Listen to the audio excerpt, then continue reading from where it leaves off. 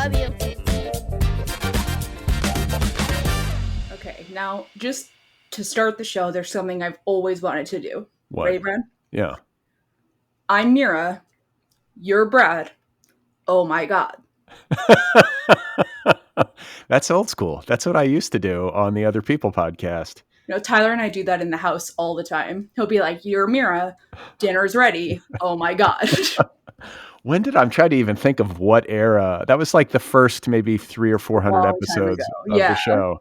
What would I say though? I'm trying to even remember. I would say It was like an ad, maybe part of an ad. it's a podcast. It's the Otherppl podcast. I can't even remember. I should It was remember. like, it's a podcast. You listen. Oh my God. It was something like that. I think you should keep doing it. It's a good tagline. I It's know. stuck in my head to the point where I've been saying it for like 10 years. Maybe I got to bring it back. Of course, I said it thousands of times in my life, and I can't remember it because I'm old and my brain is shot. But Yeah, Brad is a elderly senior citizen. So. that's right. Mira is sharp as a tack. That and is not true. under the influence of an edible today. Did you take an edible? That's true. I did. I took a very strong edible right before the podcast. This is what it looks like, but I ate it. What's it? Fruit? Fruit is my favorite edible because it's extremely strong, but it's just like one little gummy. How many milligrams did you take? Let's see. I literally like take edibles and don't even check. 100 milligrams. In one edible? Dude, I would be fucked up for 3 days if I took one of those. Yeah, you absolutely would. Like the thing is you could smoke every day nonstop. And like edibles are a different thing.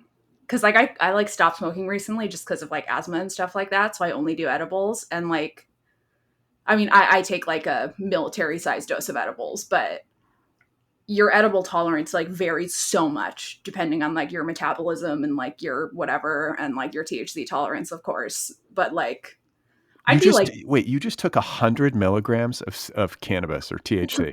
That's right. So your condition is going to potentially change over the course of this. Oh, yeah, absolutely. All right. Well, that'll be fun for the listeners to get to bear witness to your, what do we call it? I don't want to say deterioration, but your right. Your ascent. My ascent, right. I'm going up, not down. Yeah, listeners, if you want to give us feedback with the timestamp where you think that my edible kicked in, I will also keep track of it and we can give a round of applause to whoever was closest. Yeah, send your feedback to letters@otherppl.com. That's the address for the show if you want letters@otherppl. I'll try to say out loud once I won't say it out loud because then people won't guess. Maybe it's already kicked in. It could be. It could be happening as we speak. Baby dog's here. Hi, baby dog. Twiggy's behind me somewhere, but she's sleeping. She's like right back there. We're here. So are our dogs. Oh my God. Oh my God. That's a real throwback for the real Brad heads out there. Yeah. The people who've been with me for, the past 15 years, the people who are into the deep cuts can appreciate that. But other people heads. What do we got going on this week in the culture that we can talk about? Let's see. What do we have going on this week in the culture? Well, the first story that we have involves one of our favorites. We've got a couple favorites. It's like Ben Affleck, for you, Hawk Tuah, and then the royal family. The royal family. We haven't talked about the royal family in a while. What's going on? It's been a while. Like not since Kate Middleton was dead. Yeah. And we thought she was having an affair with somebody that was then murdered. We had this whole theory going, which still think it could be true. I mean, yeah, who knows? But that's the thing. People will be like, God, you guys are the cruel idiots who like speculated about this poor woman when she was really sick with cancer. And it was like, yeah, we are to be forgiven for that because the PR operation that the royals, are running is so discombobulated and amateurish that like, the queen died and it was just like everything went to shit. Yeah. So like, whatever. PR people fucking quit or whatever. Like that was like, I mean, like being like, oh, like she's whatever, speculating about someone who has cancer is bad. But one, we didn't know that it was real. And like two, they were like putting out like AI images that were clearly fake, where kids had like three hands. Like That that's like we right. all get to speculate about that. Sorry. Also, it's Exactly. taxpayer money. Taxpayer money is paying for the royals, so like we get to speculate about whatever the fuck we want to. That's what they pay for being a royal. Yeah, yeah. You get to live in splendor with like unlimited resources, and like we get to speculate. And if you don't want us to speculate, then just tell us what the fuck is going on. Right. Just let us know. Don't release a fucking weird AI image. Say she's too sick for a photo. Fine. Like don't do this Right. weird shit. Yeah, these people are so bad at being people. Yeah, that's very, very true. So what's going on with them now? So what's going on with them now is that Kate Middleton came out with this video that's like really, again, I hate to say that somebody who just beat cancer is being annoying, but it is really annoying. Like it is just, it's like, you know, like slow shots of like the forest and like her with her family being like, I'm so lucky that I finished like my chemotherapy treatment and I stand strong with everybody who's going through these same treatments, blah, blah, blah. Like just like Okay. okay, you could just say like a PR release, I finished chemo, thumbs up. You know, like it's just like the whole thing is very like forced and insane. It's just not the kind of thing that you would record after you survive cancer. Yeah, I've spent, months and months convalescing at one of my 11 homes Yeah, right. with a full staff, Yeah, I have helping a me. hospital in my house and like Yeah. I do my chemotherapy in the living room. Yeah, with elite doctors tending to me Yeah. 24/7. But I'm standing with you, normal people who have Yeah, cancer. yeah, I was going We're to in say this together. if you're really standing with these people, invite them out to your country home to stay with you and get the same treatment you get, like Or at least like maybe advocate for the NHS. Maybe say the NHS needs better funding so that people who have cancer can get good treatment. Like there's so many different things that you could say besides like I hear you, I see you, people who are dying of cancer. yeah, well no, I think I was listening to the radio and they were playing the video, like the audio from the video because it was like this big video, right? Yeah. And she was like, "I'm with you, hand in hand." Yeah, bitch, no, you're not. I've like heard your voice twice in my life. Yeah, you're like you're hand in hand with the ordinary like normie cancer patients of Britain. Yeah, like hand in hand with fucking nobody. She's probably like afraid to touch the hands of plebes. They might like have, you know, fucking diseases.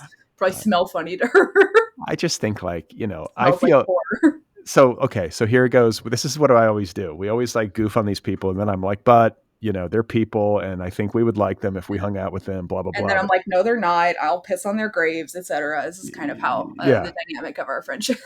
But here's the thing is just like why? I feel or I guess I would say I feel Here's bad the for why is very true. yeah, I feel bad for anybody who has to be a royal. What a miserable way to have to live under this public microscope. You're this public family. You've got to perform essentially the role of the upper crust white. Let's face it, it's about being white. Oh yeah, of course. That's why Brit, like Meghan Markle had to escape. yeah, exactly. So like you got to perform like upper crust white British elite perfection Mm-hmm. Mm-hmm. and you've got to perform it for the public. And so she gets sick and she finishes chemo and they're so like sheltered and what They do you won't even show her face. yeah, they're like in like I was going to say they're in a bubble. I was going to say they're in bubbled. That's not even a fucking And word. bubbled. Yeah.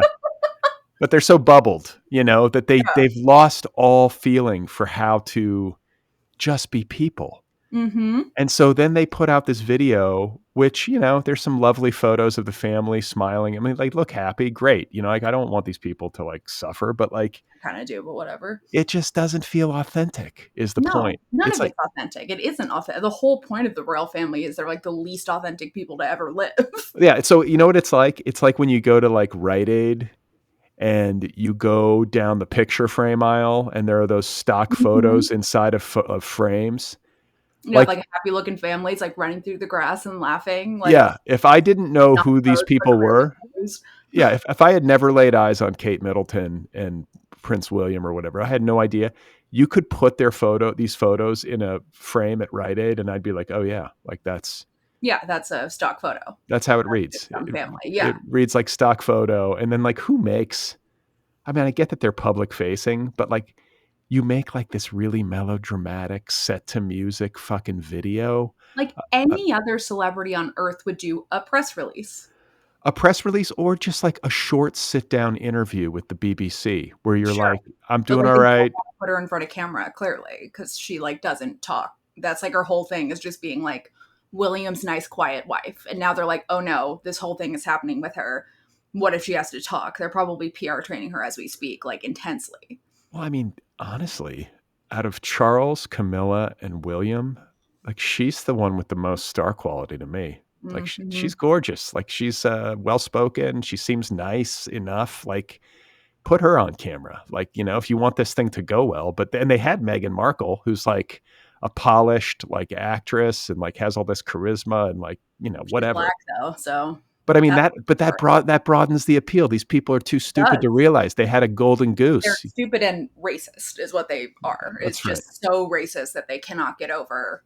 Even if it means more money for them, they can't get over it. And their egos are just so like outsized for no like they couldn't handle that Yeah. she was getting attention. It's Yeah, like they could not handle it. They're like, oh, this like American black woman who was like an actress who probably like made out with people on television as an actress, like wants to be a royal now? Like, absolutely not. Ew.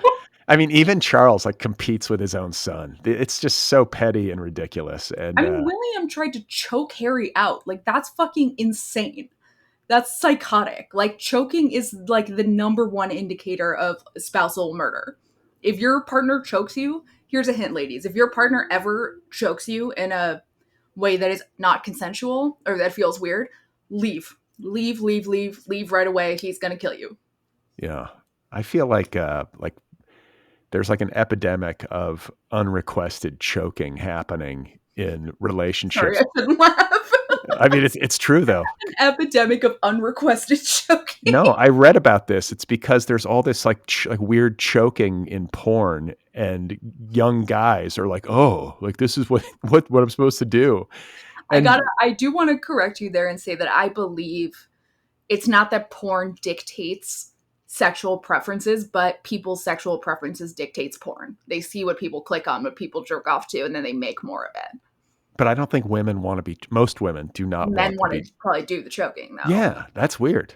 And that's probably why it's important because men are clicking on these things that involve choking. Well, and men are so Although dumb. I know women who do want to be choked. I know a lot of women, not choked out in a violent way, but like consensually choked. Yeah, I do know a lot of women who want that. Really? Okay. Well, I just think like a lot of guys are just so stupid. They're like, "Oh, well, this is how you do it. This is the Yeah, way. This is the way to please a woman. You choke her out."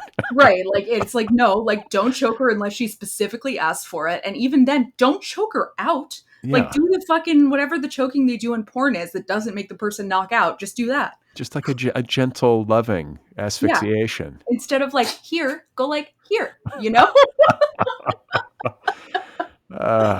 What a culture. So, you know, and then I read too, speaking of the royals, that Prince Harry has a docu-series in the Great works. timing. I mean, They're listen, in a battle against each other. I'll bet they announced that shit just because Harry had his docu-series. They were like, okay, great.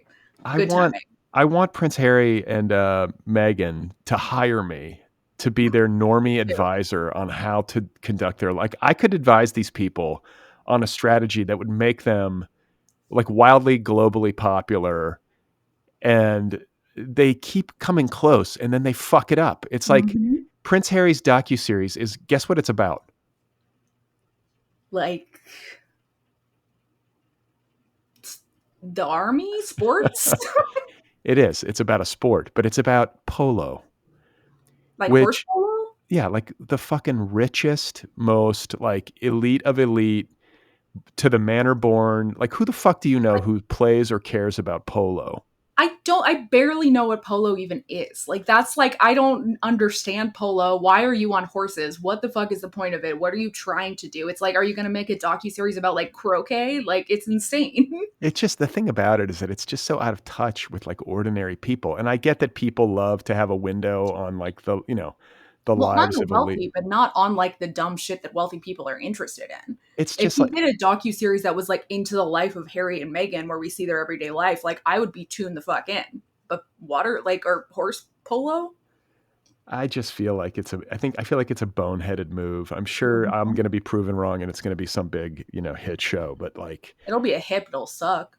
I don't know. It could not be a hit too, and True. like, it's just like, And I do think that like Harry and Meghan have these like contracts to like do shows with various, I think I want to say Netflix, maybe other places as well. And it's like I do feel like he's in this kind of battle with the royal family. I feel like they announced the cancer thing like specifically to make him look bad in this, because they could have announced it next week or like last week or 2 weeks from now.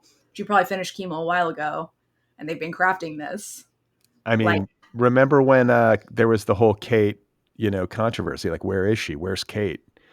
And then that was when Megan announced this company that she's never done anything with. What was it called? Like American Riviera Orchard or whatever. oh yeah, right. It wasn't it wasn't Archwell. It was like some fucking weird shit.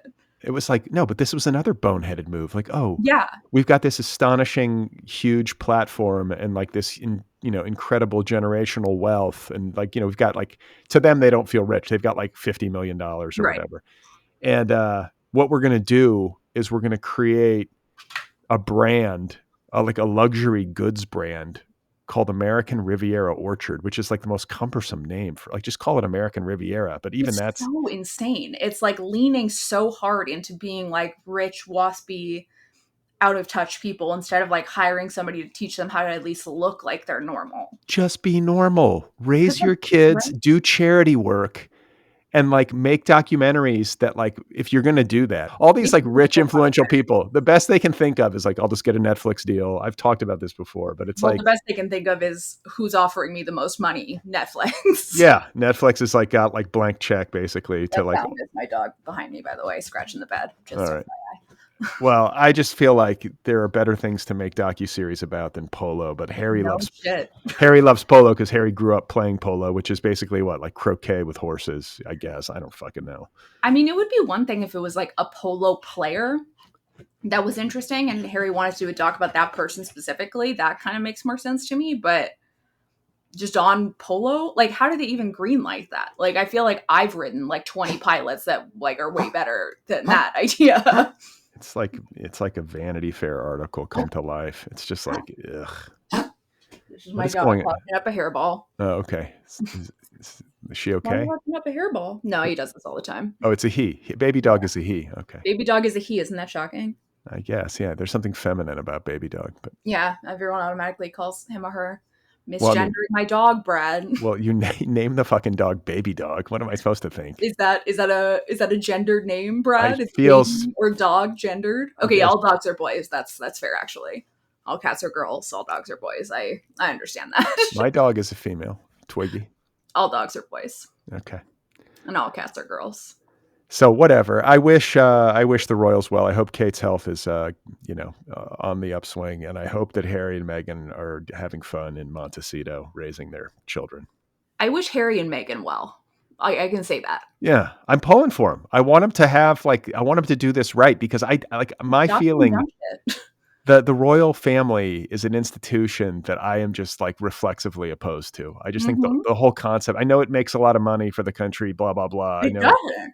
Well, whatever. It There's doesn't even. It just costs the country money. Like people who are like monarchists in England are dumbasses. Yeah, but they do have some points about like tourism and like something that it does for the country's like, just overall brand or whatever. But like, whatever. Brand maybe, but like who goes to England to like what stand outside of whatever the fucking castle is and like A look at the lot of stars? fucking people. I've been there. I've stood there and there's people like taking selfies and doing the whole thing. I mean, it's like, it's a tourist attraction, but I saw a video recently of somebody making one of those like guards who can't speak, like making him break. I've never seen that before. Like he was so funny that this guard like couldn't stop, but like he chuckled a little bit, and like I think that's like a fireable offense. I yeah, was so impressed by this guy who was able to do that. yeah. No, those guys are, I mean, and like the worst is when it's like inclement weather or like extreme heat and they're standing there in those Oh fucking my outfits. god, I would break in 2 seconds. Like if I was just like fucking hysterical in the heat like that, and somebody just came up to me and was like knock knock, I'd be like, all right, I'm out. You'd be dead. You I'd wouldn't be be, dead. yeah, you I wouldn't would be die. laugh. You wouldn't laugh. You'd Yeah, be melting in that fucking outfit. yeah. I'd be like, my blood pressure is very low. Please help me. I quit. Like, yeah, I quit like within an hour or Yeah. less. Why did I sign up to wear this stupid outfit and stand here like a statue? It's like, did you ever watch that show, The Bear? No, the one about the kitchen, Yeah, the about the restaurant. kitchen. No. I watching that show, I'm just like, if I worked here, I would quit within 10 minutes. I would take one look at the kitchen and be like, nope, I'm out. Fuck this. I can't do it. It's intense restaurant work. I saw that dude, the hot guy that everyone loves. Really? I saw him having brunch, which I felt like was maybe like on brand, you know. I mean, I guess brunch is food, so yeah, that's Yeah, I kind was of like, on oh, brand. he's at a restaurant eating, and like there he is, you know. But he's a I hate handsome. admitting to finding celebrities hot, but God, he is really, really hot. He is. He's It's got. unfortunate. He smokes. I feel like Yeah, I've seen him smoking cigarettes. I feel like that's making a comeback a little bit. People I mean, smoking. it's unfortunate, but like you do look very cool when you smoke. Like they'll say you don't look cool smoking, like smoking doesn't look cool. Everyone's lying to you. It looks cool as fuck. It just does. Yeah, yeah. I mean, I listen. My generation, we grew up. All the fucking actors smoked. Everyone smoked. Did you know that there's like MPAA restrictions about smoking on television that are really fucking weird? It's like if somebody is smoking on television, it can only be somebody who like the plot determines to be like a bad guy.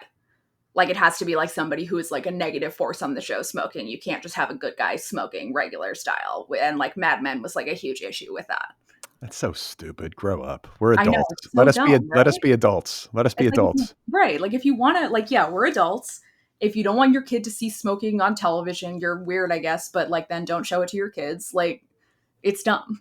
I want to see smoking on television. I want to see it on Real Housewives.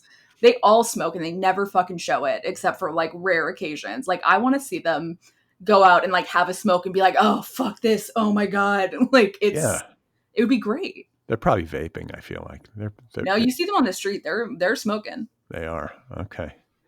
They look like Well, real European. what else is happening? So, oh, another one of our favorite stories to cover. It doesn't directly include Ben Affleck, but as we know, Jennifer Lopez and Ben Affleck had some kind of mutual manic episode in which they decided to get married, and it was obviously doomed and insane. And now, like, J Lo came out and was like, "There's something very dark about Ben inside of him," and Ben's like, "J Lo's obsessed with fame." Both seem true. Whatever. Obviously, didn't work out. But This is a unconscious uncoupling. It feels like. exactly, this is a uncoupling that is lacking in consciousness entirely. um, so now there's a headline. Jennifer Lopez enjoyed spending time with Matt Damon at TIFF amid Ben Affleck divorce. So it seems as though, wow, this dress that JLo wore, holy shit. That What just like took me, I forgot what sentence I was saying after seeing this dress. My God, she is so hot. What the fuck? It's like a dress that's like, there's no sides to it. So like uh, the entire sides are just gone and there's like ribbons. Like she's basically half naked. well, Anyways, it's a revenge. It's like her revenge body, right? She's it's a revenge dress. Yeah, absolutely. And she's worn like 25 revenge dresses since this whole thing dropped. Like she's just, I like her style, although she's an incredibly difficult and mean person. Anyways, so I guess it's saying Jennifer Lopez and Matt Damon remain good friends despite their divorce. despite Ben Affleck's and J Lo's Despite the divorce. Ben Affleck divorce, exactly, because Matt Damon and Ben Affleck are also close friends. Um, so she was at like a premiere for a movie that Matt Damon produced, and I guess eyewitnesses told the magazine that J Lo and Damon talked for more than 20 minutes at the after party, having a long and deep conversation. So like they basically just huddled in a corner at this after party and just like had a really deep conversation for 20 minutes. Okay, Now, I know. Brad, what do you think they were talking about? I know exactly what was happening. Tell me. This is one instance where I can read it. I know it. I'm 100% sure of myself. This is a Mira learn situation. Yeah. Matt is in the awkward position of Mhm. having, he's friends with Jennifer. She was married to his best friend. And then they get divorced and it's like acrimonious and Mhm. it just happened. So it's fresh. And then they're at this work function, essentially. They're at this film festival in Toronto and they're in the same space. He's got to talk to her and Yeah. he can't pretend, but he's holding her hand. I saw this picture where he's like holding her hand and they're having a heart to heart. He's being kind to her, but he's also, I would imagine, functioning as a kind of mediator and Yes. was probably gently being like, Jenny, don't go scorched earth Like Right. let's make this peaceful. Let's not Right. make this a public disaster that affects like the kids and shit, Yeah. like Right. where they're like at like War of the Roses. Like that's what I imagine he was probably doing, but also like being human to her. Like I that's mean, my I've read. had discussions like that with like very good friends of people I recently broke up with, being like, look, I like you a lot. I think you're a cool person. Like, I know that I broke up with your friend and it sucks and it's weird, but like, let's acknowledge that like we're friends. We like each other. We're cool. And like, maybe have a conversation about like what the fuck happened. I've totally had that before. I could totally see that.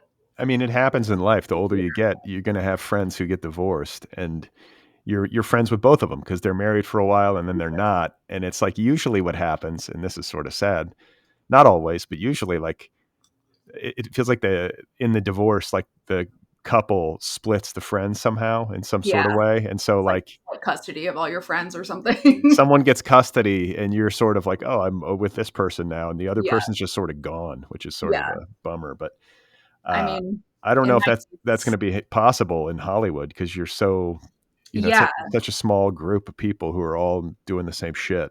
Then again, Taylor Swift has like a bunch of exes and has not ever run into a single one in like fucking 13 years because she's so careful about what she attends and when they're there or not. Well, they just did this at the Venice Film Festival with like Angelina and Brad, and they have to, Mm. they have handlers who Keep like them separate and stuff. keep them separate. Like they whisk Angie out of the room out of one door, and like Brad enters through the other. And Yeah, that sounds about right. I mean, yeah, and there's like they didn't separate J Lo and Matt Damon. Like clearly they're friendly still. Like J Lo wasn't like I don't want to be near his friends. Like that, I feel like been J Lo before and had a result in all of my ex's friends being my friends.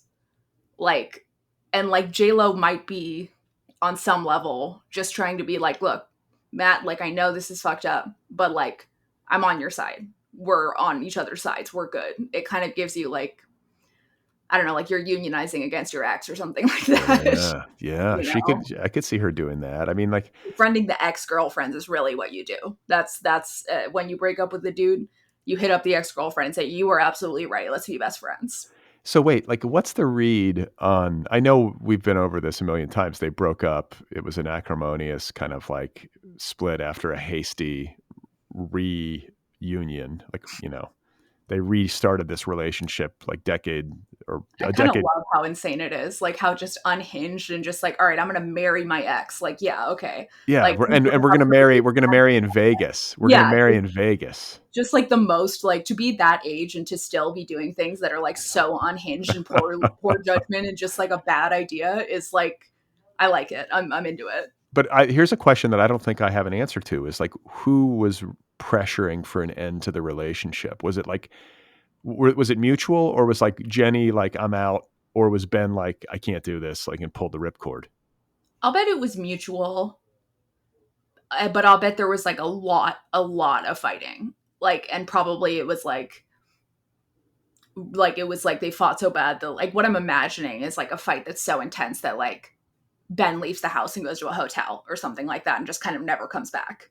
And then, she calls like, what the fuck? And they just fight and fight and fight. And they're like, all right, no, fuck this, divorce. Like, I feel like it was like literally a mutual manic episode. Like for example, did you see there was some documentary about J-Lo and I didn't watch it or like an episode of a documentary or something. I've only seen the clip, but basically J-Lo is saying like, I didn't come from much when I was younger. My dad would drive all of us to school and like, we would be in like a minivan and Ben Affleck pops his head through the door and he's like, what car did you drive? What car did your dad drive you to school in? She's like, well, like, it was just like a regular car. And he's like, no, no, no. What car was it? Like, are you trying to tell him you were poor? What car was it? And then she's like, it was a Rolls Royce. Okay. Like he was just like in the documentary saying to her, stop lying about being poor. And she was like pissed. Like it was a bad look for her. She Wait, was clearly lying about being poor when she was young. so Jennifer Lopez comes from money. Her dad was rolling around in a Rolls Royce. I mean, she said she didn't come from money, and Ben Affleck popped his head through the door and was like, stop fucking lying. Yikes! So I like don't know. I haven't looked into her past, but like that does not sound like a non-divorce kind of relationship to me. Who gets a Rolls Royce? Like, It's what? so fucking expensive cars are the fucking dumbest thing you can buy. It's like they become worth less money as soon as you buy them. Like Right. they just start depreciating like the second you purchase them. It's so stupid. Buy a fucking house, like Yeah. Something. I don't know. or anything. Buy jewelry. Like I don't give a fuck. Yeah. Or like, yeah, go on a trip. Yeah, Uh, trip exactly. well, I mean, I guess it's good. I think like, everybody should be adults. Like I'm glad that Matt and Jennifer are on friendly terms. I hope they had a good talk. Yeah, I think none of them are being adults, and I think J Lo's trying to unionize the friends, which I respect. She's trying to, yeah, she's executing a strategy. Exactly. What if she pulls Matt and Ben apart? What if like somehow if like she divides and conquers? I mean, you know what? If she does that, then she is a incredibly skilled woman, and I applaud her. I don't think you That's can. wild. I don't think I it's No, possible. I don't think Matt and Ben. That's an unbreakable bond. You can't. Yeah, You and can't. this is why besties are so important because I could date anybody, and my best friends could fucking love him, and it's happened before. And then we break up, never speak to him again. That's a friend. Yeah, I That's feel why you have girlfriends. you need like someone to have your back. I don't know if I have You need anybody a like back. that. I mean, look, I'm here. You're I'm there. great with breakups. I because of my friends, we've all been through the breakups and been like, all right, well, this man is dead to us. Let's all lay in bed and watch reality television while she cries. Right. Okay. See, I'm relieved to have found my wife. Like Same, honestly. I'm like, I I'm don't have the tired. energy.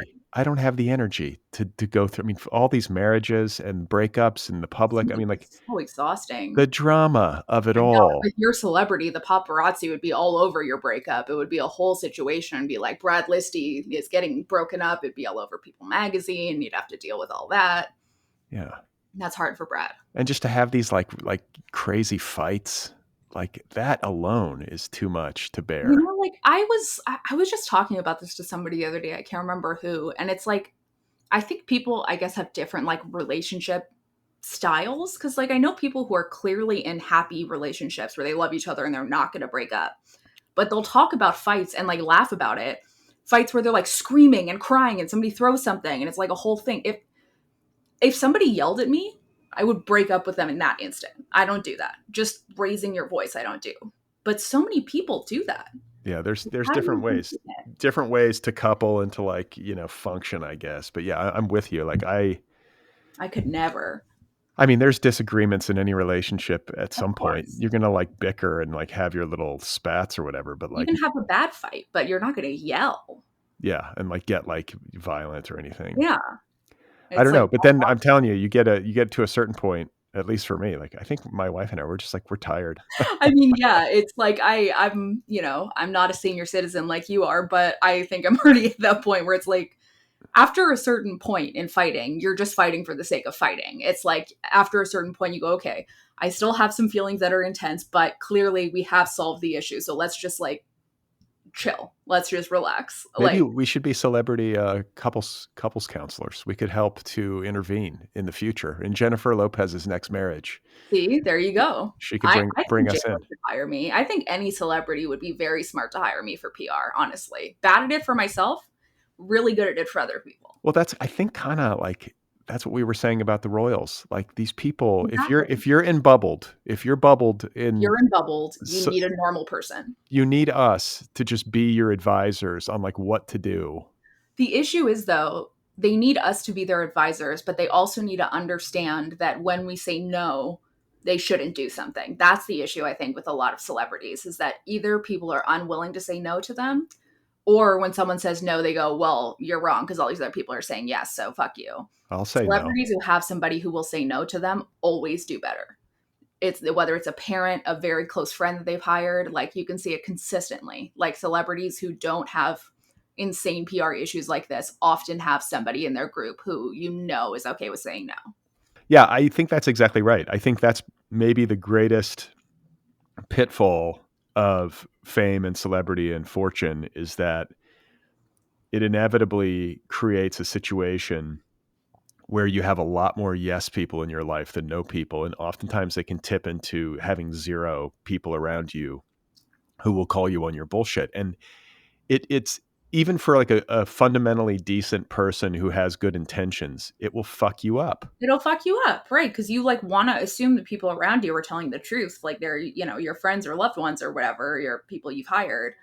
And then you just get in a situation where everyone's saying yes to you. So you start to believe that you're right about everything. And then someone says no, and you're like, well, they're wrong. I saw it was like on Twitter, it's like in passing, I see this little video clip where someone's like, "Oh my God, I saw Jared Leto." Is that how you pronounce his That name? fucker, Jared Leto, I'm not Yeah. sure. I saw Jared Leto flying You hate that coach. guy. But and he was, and I was like, I love him. I love this. This is what you should No. do. Get on a fucking like, Southwest Airlines shit ass flight with the rest of us and remember what it is to be a human being and deal with the fucking crowds and sign the autographs. Like, you signed up for it. You want to be famous, like, but it's also, I think, just There's a point though. It's like, okay, yes, you signed up to be famous, but like you didn't sign up to have like your family stalked, for example, or to have no, it like no. touch you or like something like that. Like people recognizing you in public, like, yeah, put on a disguise if you don't want to be recognized. But You can wear a COVID anything is mask. really insane. Yeah, you could wear a mask and get away with Yeah. it, no problem. But like, I just feel like there's something admirable about like insisting on being a normal human being. I think Keanu Reeves does this too. But also like wears the public facing part of it, has learned to wear it lightly. Like I'm sure he picks his spots where he goes out in public and Yeah. he's just sort of resigned himself that like, okay, I'm going to make the best of this. When I go out, people are trying to say hi to me because they like my work. Like Right. I'm I'm not lucky going to, that I'm going to they're be doing that. nice. Yeah, exactly. It's like that's like what I've wanted my whole life, so I'm gonna be nice. I mean, it's if a celebrity, if I never go up to celebrities in public. There's like two celebrities who I would go up to if I ever saw them, and that's David Lynch and John Waters. Other than that, I'm leaving them alone. But like, if I did and they were just like, thank you, but I don't want to take a photo, okay, that's fine. Like, that's totally okay. Just be polite and nice to your fans. Like, it's I not wouldn't that ask. I don't give a fuck about a photo. I would never ask for an I would autograph or a photo. never ask for an autograph. I would maybe say like I really like your work and then leave. That's it. Yeah. Or just like, hey, I love your movies. How you doing? Yeah. Like If have a I was at conversation. like a party with John Waters where like somehow like I knew he would be there, like I was like involved in, like if I was like doing a reading and John Waters was there, I would ask for a photo, but like only in that situation. Yeah, I don't know. I'm not interested in talking to anybody except for you, my family, my, I feel that. yeah, I would never go up to anybody. I don't And care. obviously you, the listener, we love to talk to you, the listener. That's right. That's right. And I'll listen to you if I meet you. I mean, I'm Yeah. happy to talk to anybody, but I genuinely, I think, just don't care about whether or not someone's a celebrity, or I don't have it like a deep interest in meeting them. Like if you don't know who a celebrity is and you interact with them, like they will like you more. Yeah, I mean, it helps. I think if it's somebody who's like ultra famous and Yeah. their fame is so outsized, like I've always described that kind of outsized fame as like a third party entity entirely separate from the human being who is famous. Yeah, And it's like you have like Taylor Swift and then Taylor Swift. yeah, if Taylor Swift like walks into a room, her fame is like this fucking like weird force field that's going to It's like like a come in. bomb. Yeah, and like it's just like what I do is I recoil. I don't want to be near Yeah. it. It makes me No, uncomfortable. I'm like, okay, leave her alone. I'm getting the fuck out of here. I don't want to be around all the. There's a weird energy to it that I there's a find weird energy. It's like anxiety inducing. I cannot imagine what it must be like for her. it's very like like begging kind of like weird. Like I feel like I would like I think I have like a life policy of like, okay, if someone doesn't want to be near me, I don't want to be near them and I'm not going to force it. That's I'm right. never going to beg for somebody to like be close to me or be my friend or be in a relationship with, like, ever. I'm always going to leave. And that's kind of what it feels like. You're begging them to get close to you and like I'm just not going to do that. No, no, It's I'm out of weird. here. I'm out of here. Well, All right. So what else we got, Mira? so yeah, speaking of famous people who are unfriendly, we have yet another story this week about Anna Wintour. So I guess it's the U.S. Open. There's been a bunch of stories from the U.S. Open. That is tennis. I recently learned. Yeah, this is. Um, Feel like this has become. I mean, I guess it's always been a thing, but like rich celebrities showing up to be photographed watching tennis. it's like going to the Kentucky Derby or some shit like Uh, that. It's like a yeah, rich people thing, and like I do. the one thing that I like about events like this is that there's a lot of good outfits to see, and I always do follow that. Well, that's the same thing with the Derby. It's like, you wear Yeah, your tennis fashion, whatever that is. exactly. Like it's that's fun to see. But besides that, it seems fucking stupid. I don't know. But I guess so. Anna Wintour was at the U.S. Open, and allegedly, according to Page Six, which I trust, um, she asked Jenna Bush Hager and Hoda Cobb. I hope I'm pronouncing that right. To hush at the match. Okay, I'm kind of pro Anna on this. I like this if she did this. I mean, it's kind of funny. It said all three of the ladies, along with Savannah Guthrie, attended the game over the weekend. When the Vogue editor in chief told Hoda and Jenna, who are the hosts of today, to quote turn it down a notch. Yeah, I'm all about this at a tennis match. Like there's certain etiquette to attending certain sporting events.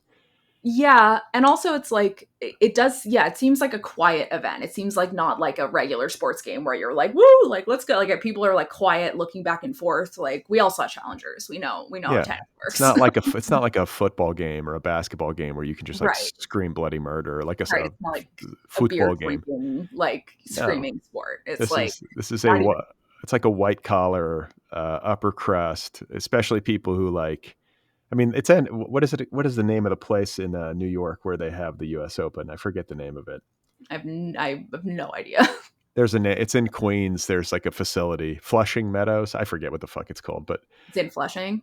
I don't know, something like that. I could be wrong, but it's out in Queens somewhere. And I feel like It's there's the a only time celebs ever go to Queens. there's a kind of like upper crust American person who like likes to make a public showing of liking sports like tennis Oh and yeah. also soccer because it carries with it some sort of European I was gonna connotation. say it's a European thing. It's like Americans wanting to feel European, wanting to That's right. feel like I'm in Well, an intellectual sport. I'm not screaming like Americans. I'm not being like out of control. Like I'm wearing a cute outfit. Like yeah, it's like it's not only that they want to be like feeling European, they want you to know yeah, that they get it. yeah, Like I'm cultured. I understand soccer and football. exactly. Like I'm there's a scene in the new Kardashian show that people reference a lot, and me too, because it's really funny where Courtney says to Kim, "I feel like you're stealing my Dolce Vita lifestyle," because Kim went to Italy.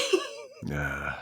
And it's like that. I feel like they're all trying to live the Dolce Vita lifestyle here in like the dumbest way. They're like, we're French, we're Italian, we're wearing little sunglasses and watching tennis, and Yeah. we understand tennis, and we're like whatever the fuck shit. Like, Meanwhile, Anna was you're great. like you've got like a white wine buzz and you're like jabbering Yeah, it's during like the I mean, match.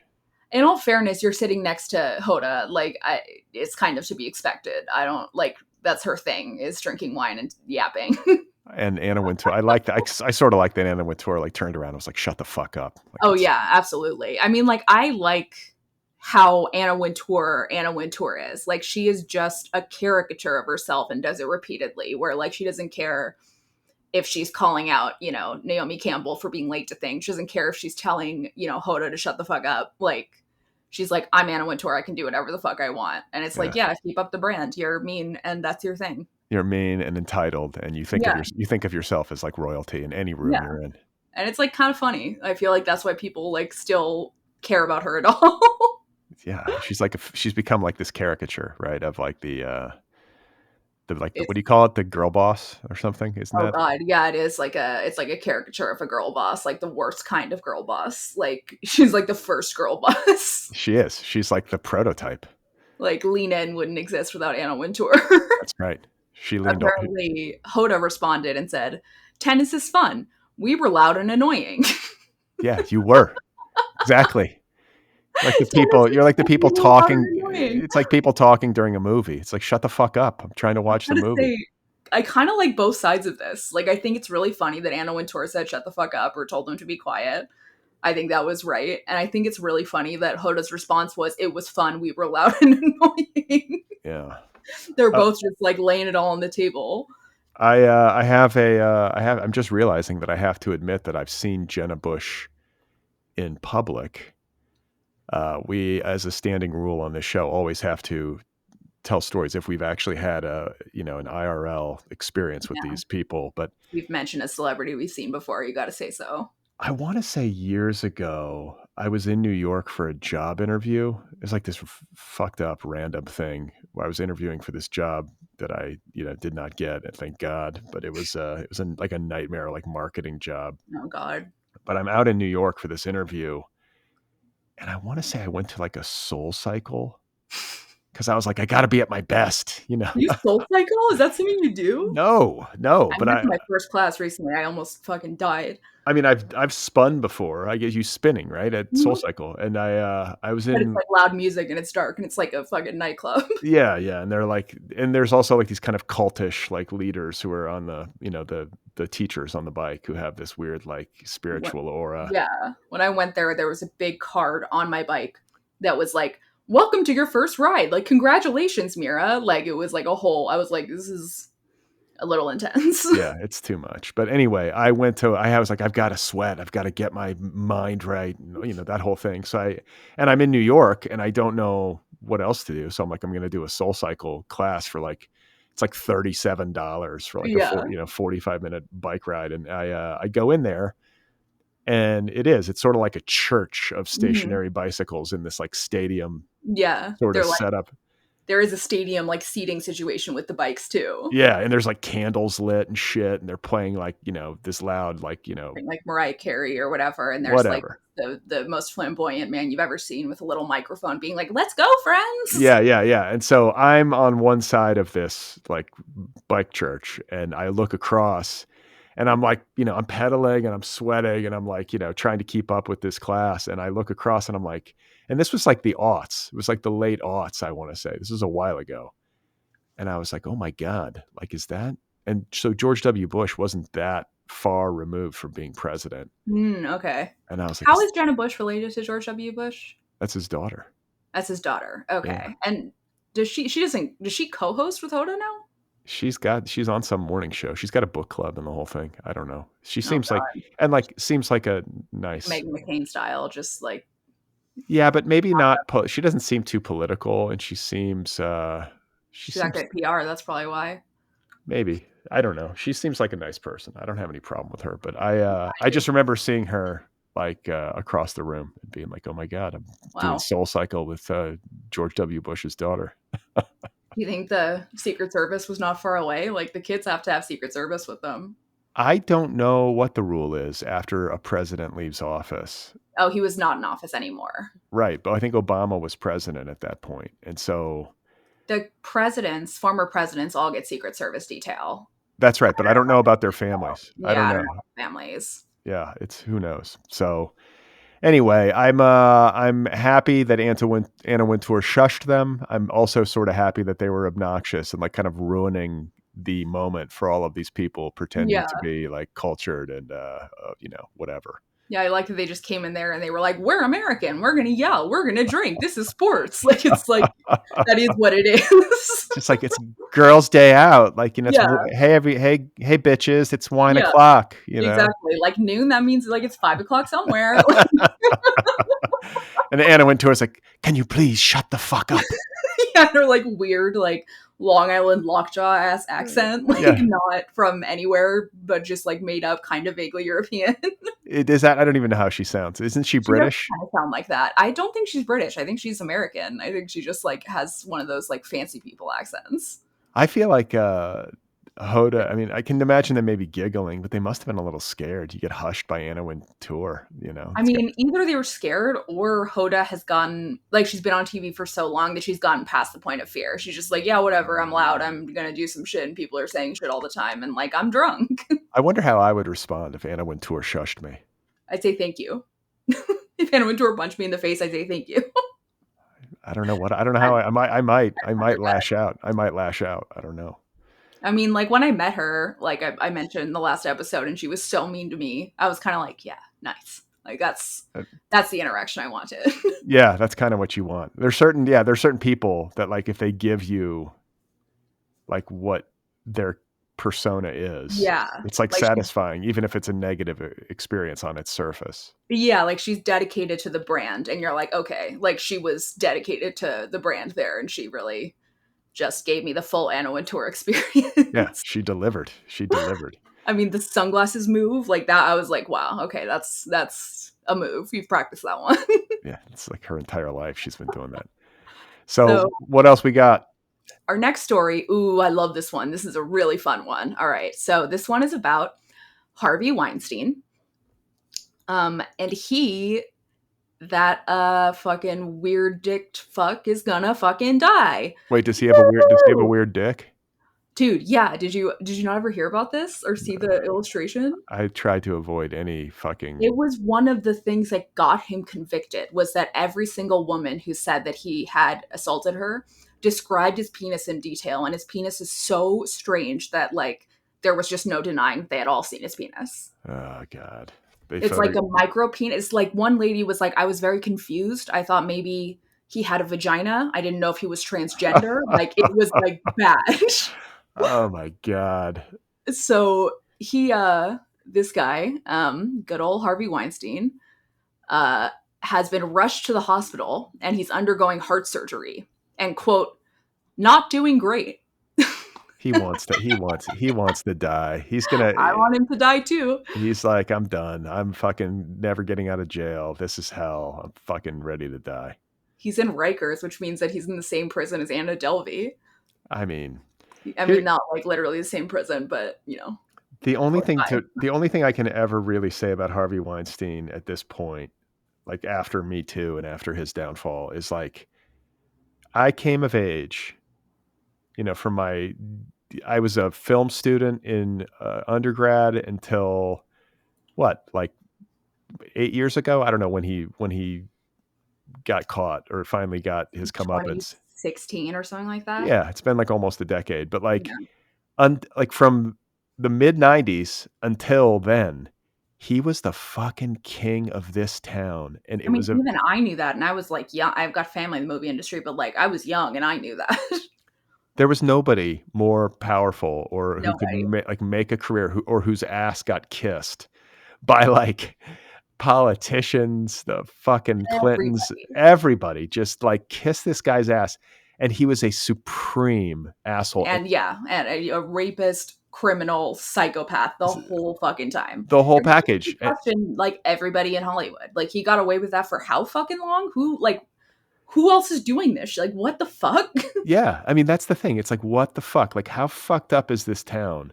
And how fucked up is this business that this kind of person was the standard bearer for like big time success? And nobody said anything. Everybody, I mean, and like you hear the stories from the women, you understand why they didn't say anything. You totally get it. But like there are plenty of people who witnessed him doing weird shit and also didn't say anything or were just like silenced or whatever. Like it literally took Woody Allen's son to take this man down. Yeah, I mean, yeah, I think everybody sort of knew something wasn't. Everybody knew. Yeah, there it was a poorly kept secret, and people knew he was gross. I don't know. I will say this. I don't know if quote unquote everybody in the business knew that he was like full on like raping and like beating Right. women. Well, like I saw an Academy Awards when I was younger, and like this really stuck with me. And I can't remember what Academy Award year it was, but I should look for the video.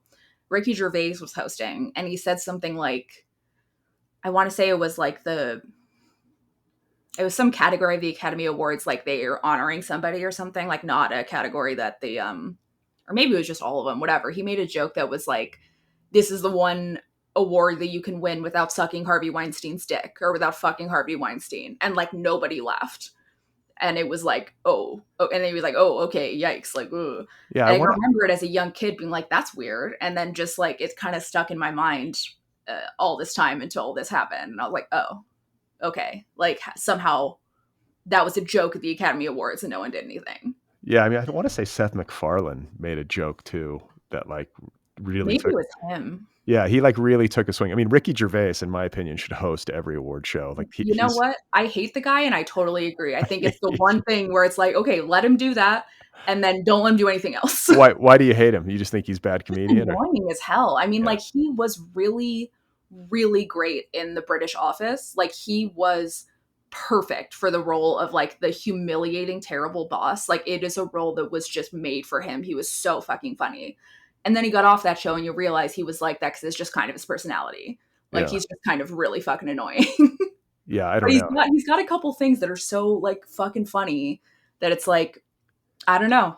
It's like I don't love him, but like he's been really fucking funny a couple times. Well, I mean, he's just like fearlessly roasting these people to their Yeah, faces. It's like that it's compelling to watch. it is. And like that guy that he had on his radio show who now has like a show where he like travels the world and he's have you like oh, what the fuck is this guy's name? It's like I want to say Phil or something, but it's just like some regular ass dude who has like the funniest, dumbest reactions to things ever. Where like he'll be like in Africa and like he'll be like, these pants, they're only $2.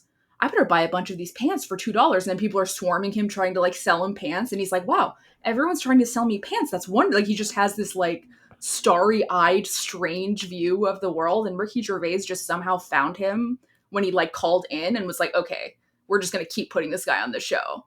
And like he's like the funniest person I've ever seen. So clearly he can pick out talent. Yeah. Yeah. I don't know. I don't know anything about him. He lives in Britain, right? And he's a British Yeah. guy and he's just like a rude comedian. Yeah, just like a rude comedian. I think often about when David Blaine was doing a trick for him. Ricky Gervais was like, I'm not impressed. I'm not impressed. And David Blaine was like, okay, watch this one. Busts out a needle, maybe as big as this lollipop or bigger. And he takes his arm like this, puts it through his arm. And Ricky Gervais is like, what are you doing? What are you doing? That's not even a magic trick. You're not even doing a magic trick. You're just putting a needle through your arm. What the fuck? It was really funny. It was really fucking funny. Wow. I don't know. Oh yeah. So maybe it was, I'm sure Ricky Gervais would have choice words for Harvey Weinstein, but I just feel like, fuck him. He's an awful human being who sort of, karma caught up with him. And now looks like he's at his end. I mean, he's having major heart surgery today. This was updated like maybe a couple hours ago after experiencing severe chest pains at Rikers Island, but he still has plans to appear in court on Thursday if he's well enough to do so. But I doubt he will be. I mean, if I were him, I would just quit. I'd be like, fuck it. I'm done. I mean, I think if euthanasia was an option, he might choose it. Right.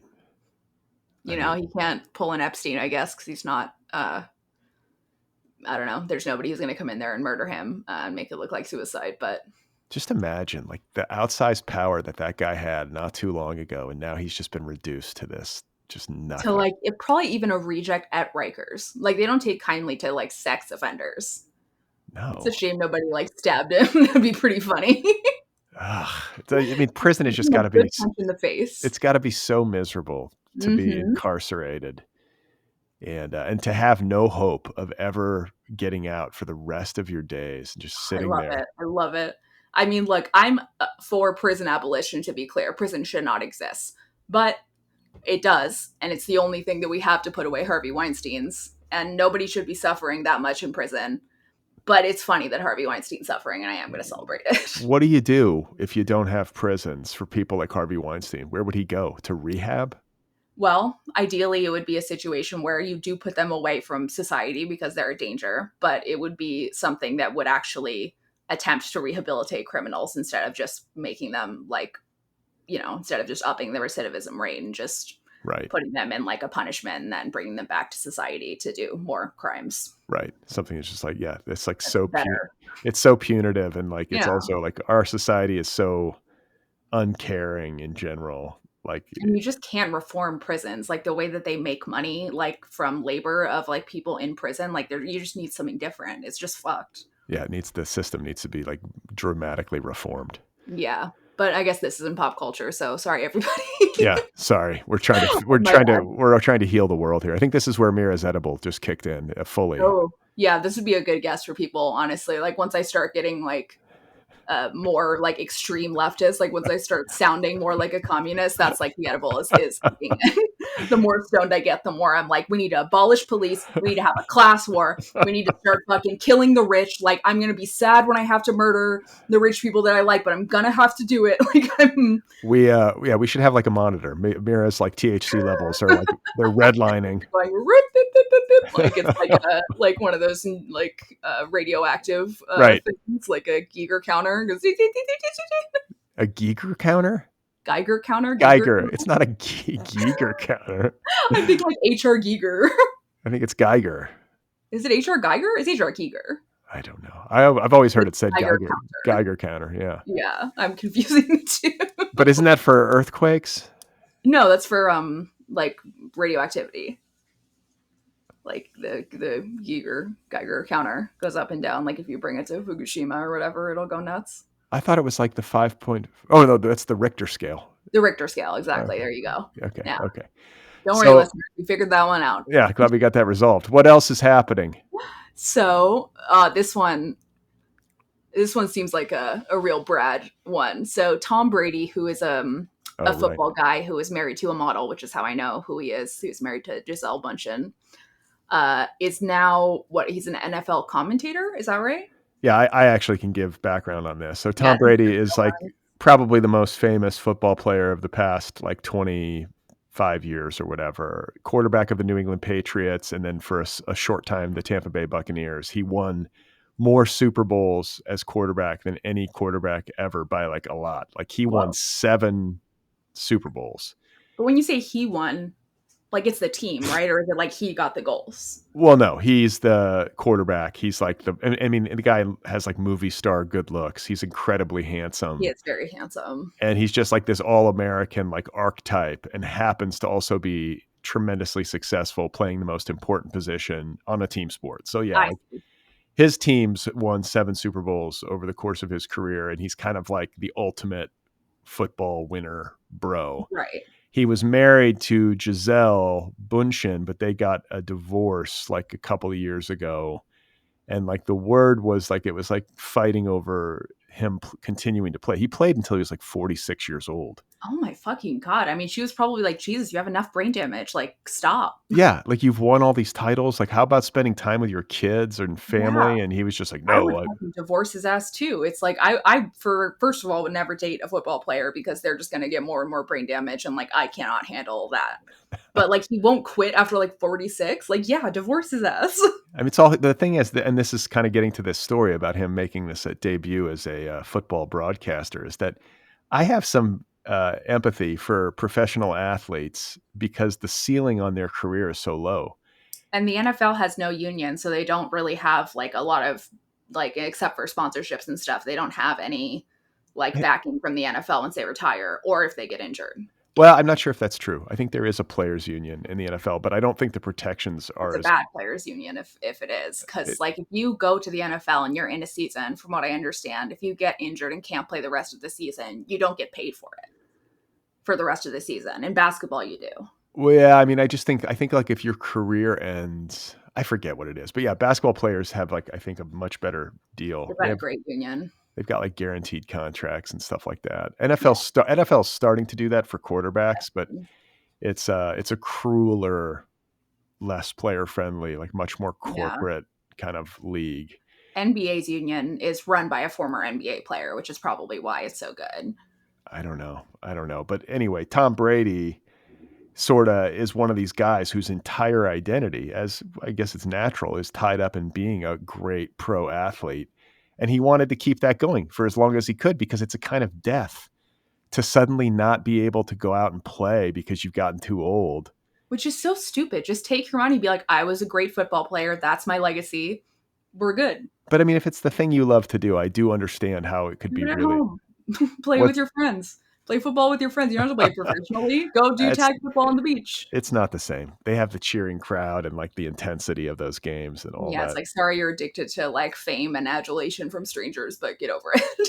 So anyway, before he even retired from the game of football, it was announced that he had signed a broadcasting deal with Fox that would pay him, I think over the course of 10 years, $300 million. Like something obnoxious, like an Holy enormous fuck. so Fox, because he's like, look, he's got movie star looks. He's the ultimate NFL winner, bro. He's got the whole package, right? So they're like, Right. we're going to have you be the color commentator on our lead broadcasting team. We're going to pay you a Is he like fortune. funny? Like, is he like a good commentator? Like, No. And like, this is what's sort of, I mean, maybe he will become one. He just had his first game. So like, let's give the guy some time. He's a hard worker. He'll probably figure it out. But like, some of that stuff is just like you either got it or you don't. It's personality. It's like you gotta like have like a voice that people like enjoy listening to, and like you gotta say things in a way that's like interesting. It's just like it's like a charisma thing. It's like Seems like it. The Kelseys, like Travis and Yeah. what Jason Kelsey, like they have this like natural like media presence. They have that And podcast and they're just naturally hilarious. Like even I can see that they're hilarious. Like yeah, Jason would be a great commentator for football, probably. he's gonna be. And they just got like those Kelsey brothers just got like $100 million for that Oh my podcast. god, they of course they did. They're so rich.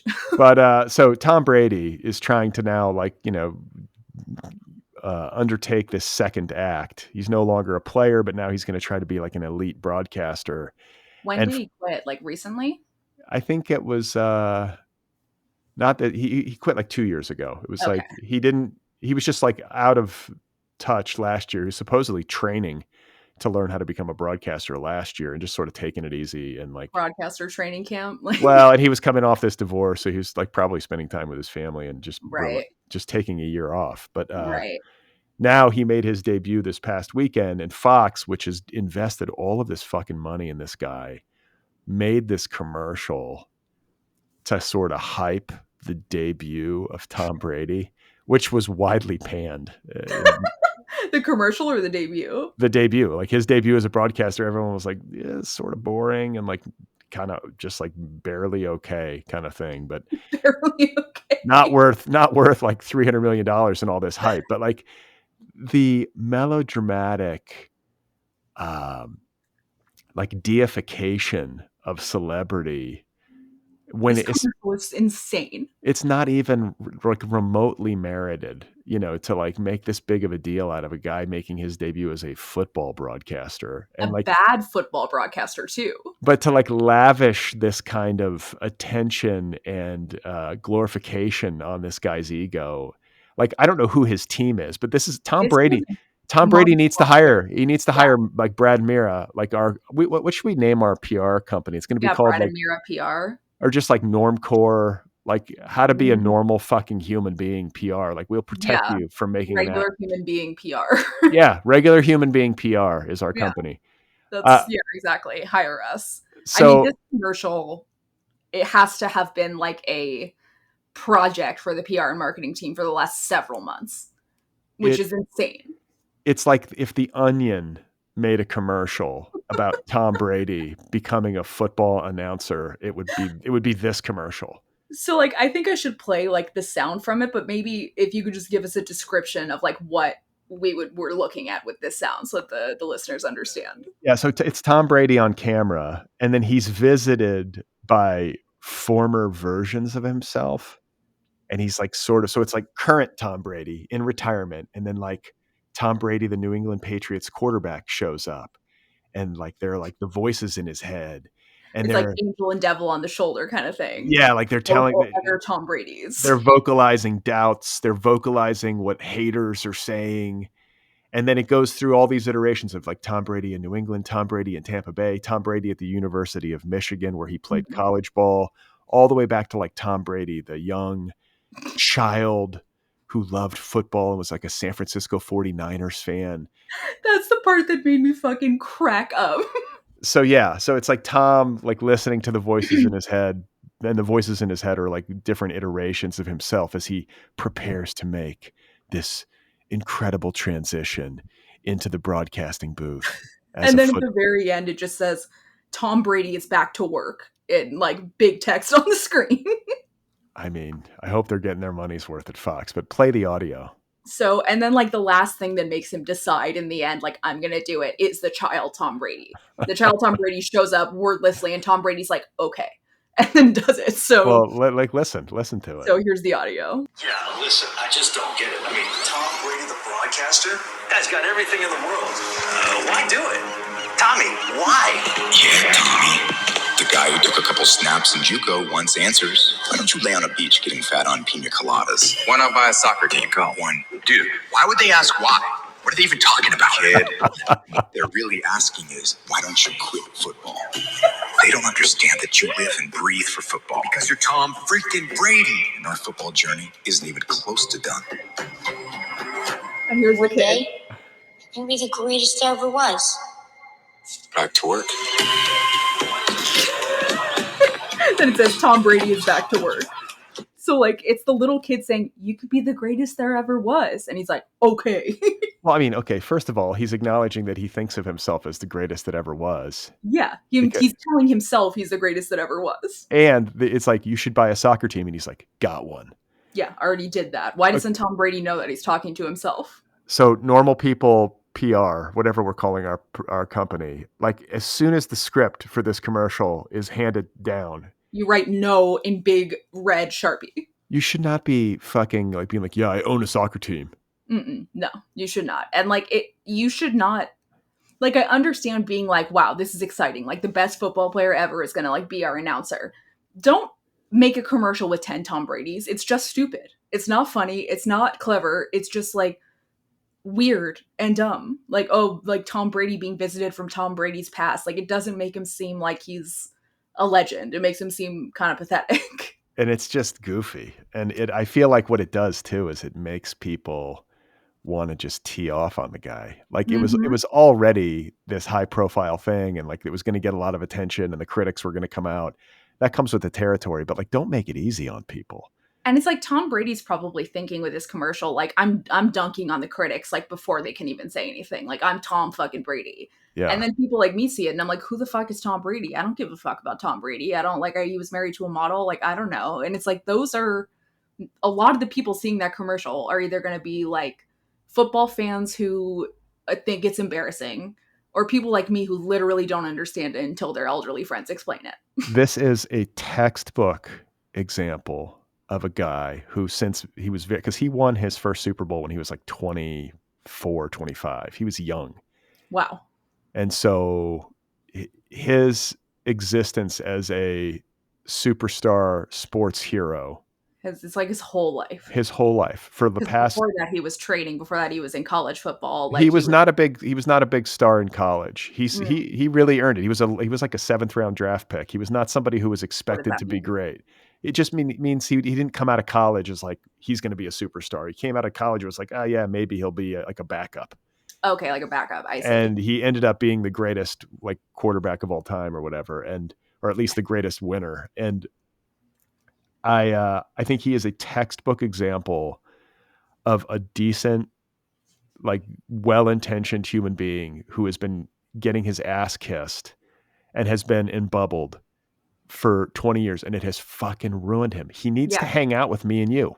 Yeah. Like, Tom, if you're listening, you need to like come over to Mira's apartment. She'll eat an edible and you just have to hang with us. Eat an edible and we'll hang out. Like it's clear to me that he has no sense of humor. Nobody has ever been funny to him. He doesn't know what's like funny or interesting. Like if this was Jason Kelsey, the commercial would be hilarious.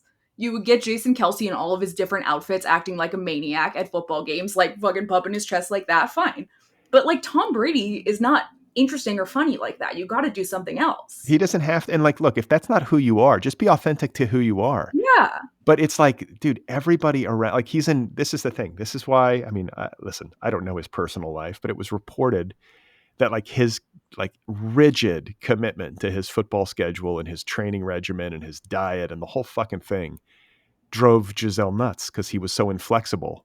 He ended his marriage over it. He's a control freak. And I get that like successful people typically are, like to have a lot of control, but dude, let go, Tom. Yeah. Let go. This is like what happens when you are basically in maximum control of your surroundings and you interact with people who are at your service basically all the time, telling you you're the best. Right. It's when you're like telling everybody that and insisting on being in maximum control of the circumstances when you aren't the expert and you aren't the one who is good at being in control. Like you need to have like a firm understanding of who you are as a celebrity so that when people tell you to do things or not do things, you can have a sense like, okay, I find this like to be fitting with me or not fitting with me. Tom Brady seems like he has no sense of that. He's just like, I got PR people who do things and I want money and like done the end. And so people say yes to things and then I say yes to things and like over. He has no taste. Imagine that commercial being made. And then they had to have shown it to him. They showed it to him, to the execs at Fox. They showed that to like probably like a fucking focus group, like so many people. And if that were me, I would hope that I would be like, absolutely not. Are we putting this I'd on the read the air? script and be like, this is like, no, this is humiliating. Like, I can't, like, no, like, give me $1 million less because I'm not doing this. Yeah, like fuck this. Like you could just be simple about it. Like, like to Just show him. find your funniest friend, give them a couple $1,000, and they will write you 3 commercials that are way funnier than that. Yeah. Give me another 100 milligrams of weed and 2 hours, and I'll write 4 commercials that are funnier and better. For part of our normal people PR company, we just want you to know that the elite package, the platinum service package that you can pay us for, will involve Mira taking 6,000 milligrams of THC when she works on your script. And yeah, we will be charging you for that in full, including tax. That is part of the package. So there's an upcharge, and it is for the THC. Yeah, that's right. That's right. So I don't know. Ad campaigns, I secretly have written lots of the stupid billboards around Los Angeles, and I'll never tell you which because I'm embarrassed. Well, but I'll do it for Tom Brady for money. I really do feel like we should start a company to help these people. I think we could do a good job. Look, I've done it before, like not in a professional, well, yes, in a professional capacity, but not in an agency capacity. But I've given good PR advice before for money. I feel bad for these people in a way. I feel bad for him. Like, how the fuck do you get this commercial out and expect that it's going to do good things for you? And then I guess if someone told me you'll get $300 million if we put this commercial out, I'd say, fuck yeah, put the commercial out. But like, not if I'm Tom Brady and I already have so much money. You don't need it. He doesn't need a dime. He doesn't need anything. He's got it. You got your kids. And his children and their children will be fine. Go enjoy your life. And I mean, if you want to call football games, that's great. But like, just enjoy your life. Like, why? Like, if I, like, people say, like, what would you do if you had all the money in the world? Nothing. I would do fucking nothing. That is what I would do with all the money in the world. I would spend it on not having to do shit. I would travel. I would like have a nice life. I would pursue hobbies. I would like pay for friends' dinners. Like, I wouldn't do anything. I would just live. Why can't rich people just do that? I think about this because I've had similar thoughts. Like, why it's so easy to imagine how easy it would be to be really rich. And like, you always think like, oh, and I'd be giving all this money away. Why do people who are rich? I mean, some do, but like, it's like not enough. It's like, what are you doing? You've got this gigantic fortune and you're not like devoting your life to service. You're just trying to become more famous. It's because the people who get there for a reason, because they have a certain kind of personality that is not the kind of personality that'll be like, all right, I'm good. I have enough money. Let's like give some away and have a nice life. It's like a relentless pursuit of power. It's not even about the money at a certain point. It's about more power. I think too that like maybe there might be some aspect of having a lot of money because neither of us has a lot of money would maybe there's something to it because I've seen friends of mine go through this. And I think that maybe once you have money, it's hard. It can be like a poison pill. Do you know what I'm saying? It is always. I mean, like growing up in Los Angeles and going to like private schools, I interacted with plenty of rich people and went to plenty of rich people's houses. But only when I got older did I witness what like the kind of like wealth that truly wealthy people have looks like not like entertainment lawyer in Los Angeles wealth, but like I have $1 billion and don't talk about it wealth, like billion with a B. That kind of wealth witnessing it was one of the most disturbing things truly I've ever seen. Like, I have never seen such a weird, lonely, miserable, strange existence. And then to know that this is what Americans are all striving for, this is like the ideal scenario for most Americans, was like, it depressed me for weeks. Like, it is a poison pill. It is hemlock. It is like, it is hell to be that rich. And like, the only thing that you can do to make yourself a little bit happy is to get more money. I guess. Worse than any drug addiction. Yeah. Not that I feel bad for them, because I don't. But like, I truly mean this, and I don't think that I would mean this if it was like I said this 10 years ago. I would not want that money. I would give that money away. You would hope, but I guess like you don't know until you got it.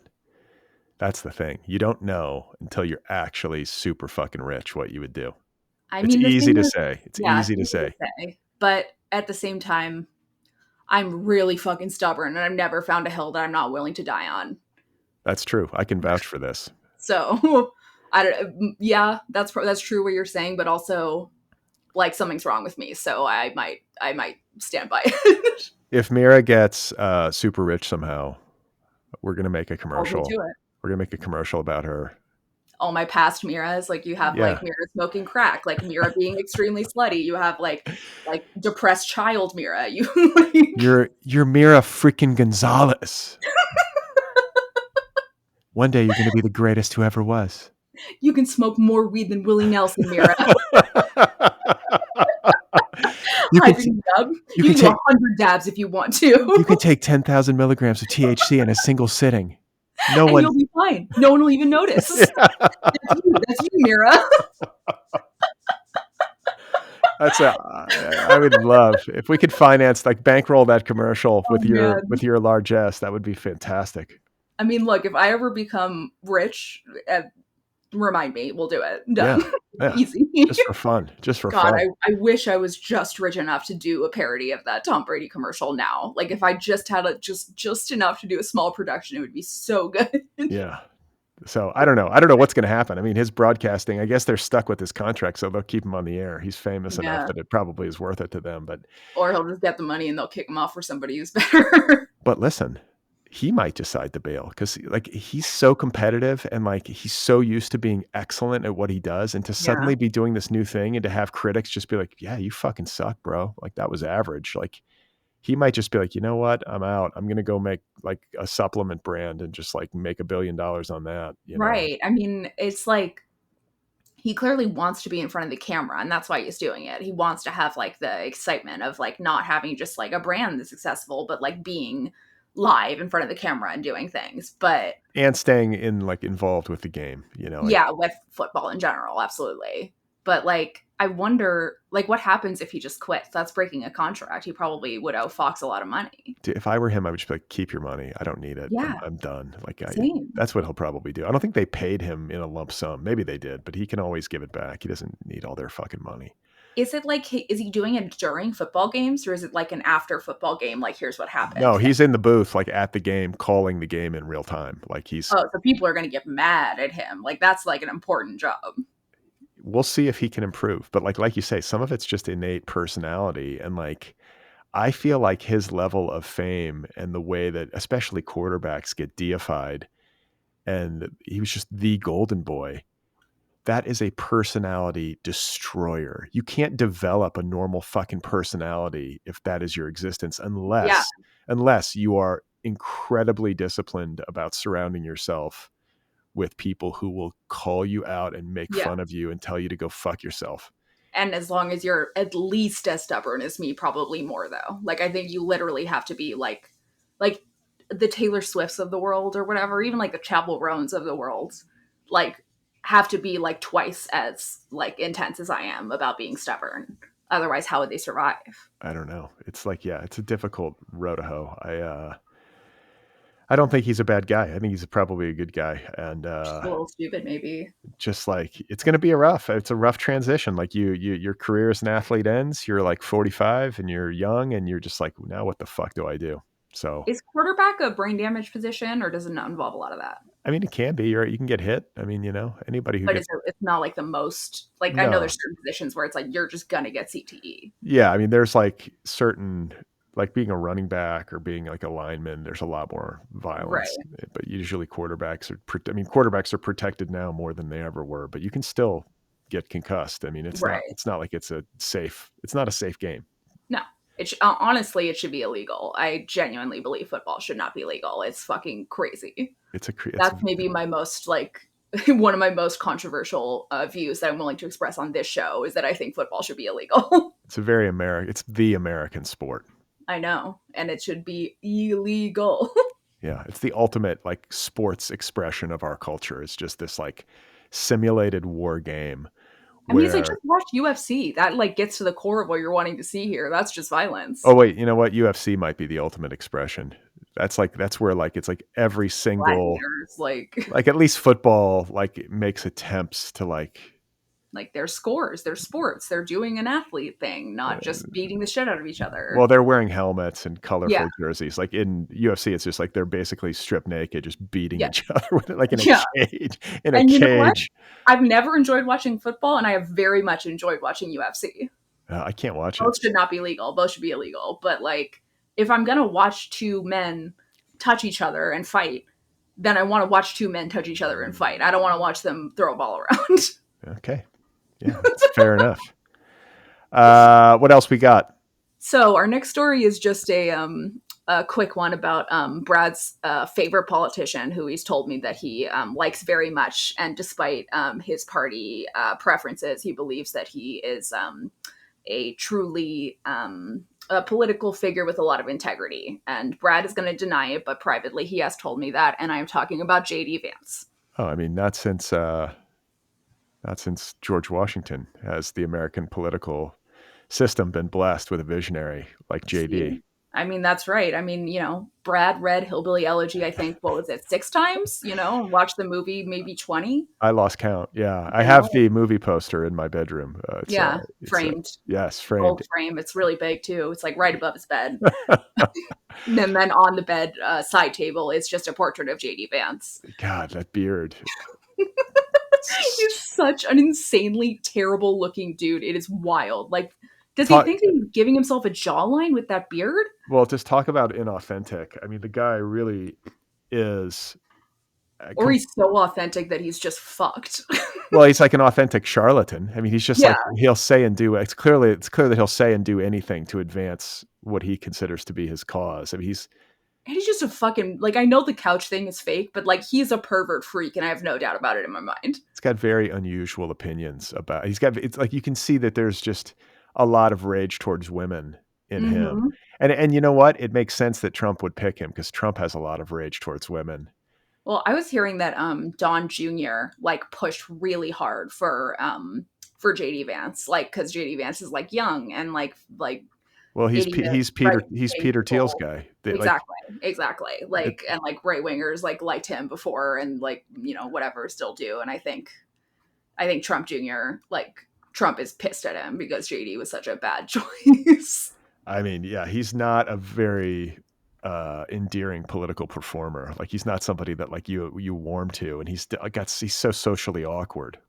Did you see him go to that deli? And I'll get back to the story we're talking about. But did you see when he went to that deli and tried to be like charming and was like, give me some of like whatever people like the least, like whatever people just like never order, like what people just like don't like give me that. And like the deli people were like, we don't want him in here. Their faces were blurred out. Like, he goes into a deli and he's like, what fucking sucks here? Like, give me the thing that fucking tastes terrible. Like, what the fuck kind of question? That was in Georgia, and those employees were just like, yeah, get the fuck out of here. Like, we don't want to talk to this guy. And I will say that that's just totally incompetent political campaign operations. Right? Like, usually when politicians go into a place first. Well, there's an advance team that goes in and like preps the fucking people. And they also will usually bring in supporters to like people the place. Yes. But they clearly didn't do that. They just put him in there, and like these people just brought him in there. Yeah, they're just like, fuck you, dude. But he's also uniquely awkward and just like even if it was prepped, he probably would make it fucked up somehow. And he just makes you feel weird. That's the kind of guy he is. He just makes you feel you're just like, ew, get out of here. The kind of guy that you like are talking to at a party and you're like, all right, well, I'm gonna go over there. See you, dude. Like, it's that kind of guy. Like, I like just like any excuse to not speak to this man.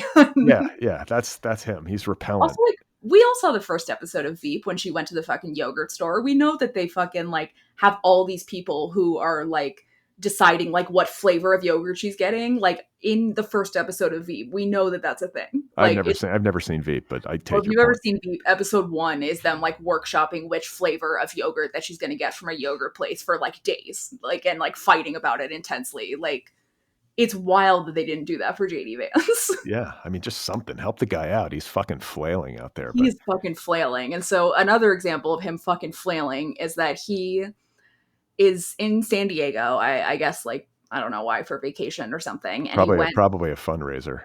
Yeah, or maybe a fundraiser. And he went to a pool. He went to go swimming at the lodge at Torrey Pines, which I guess is a luxury resort in La Jolla, which is a very fancy part of San Diego. And he went into the pool with a shirt on.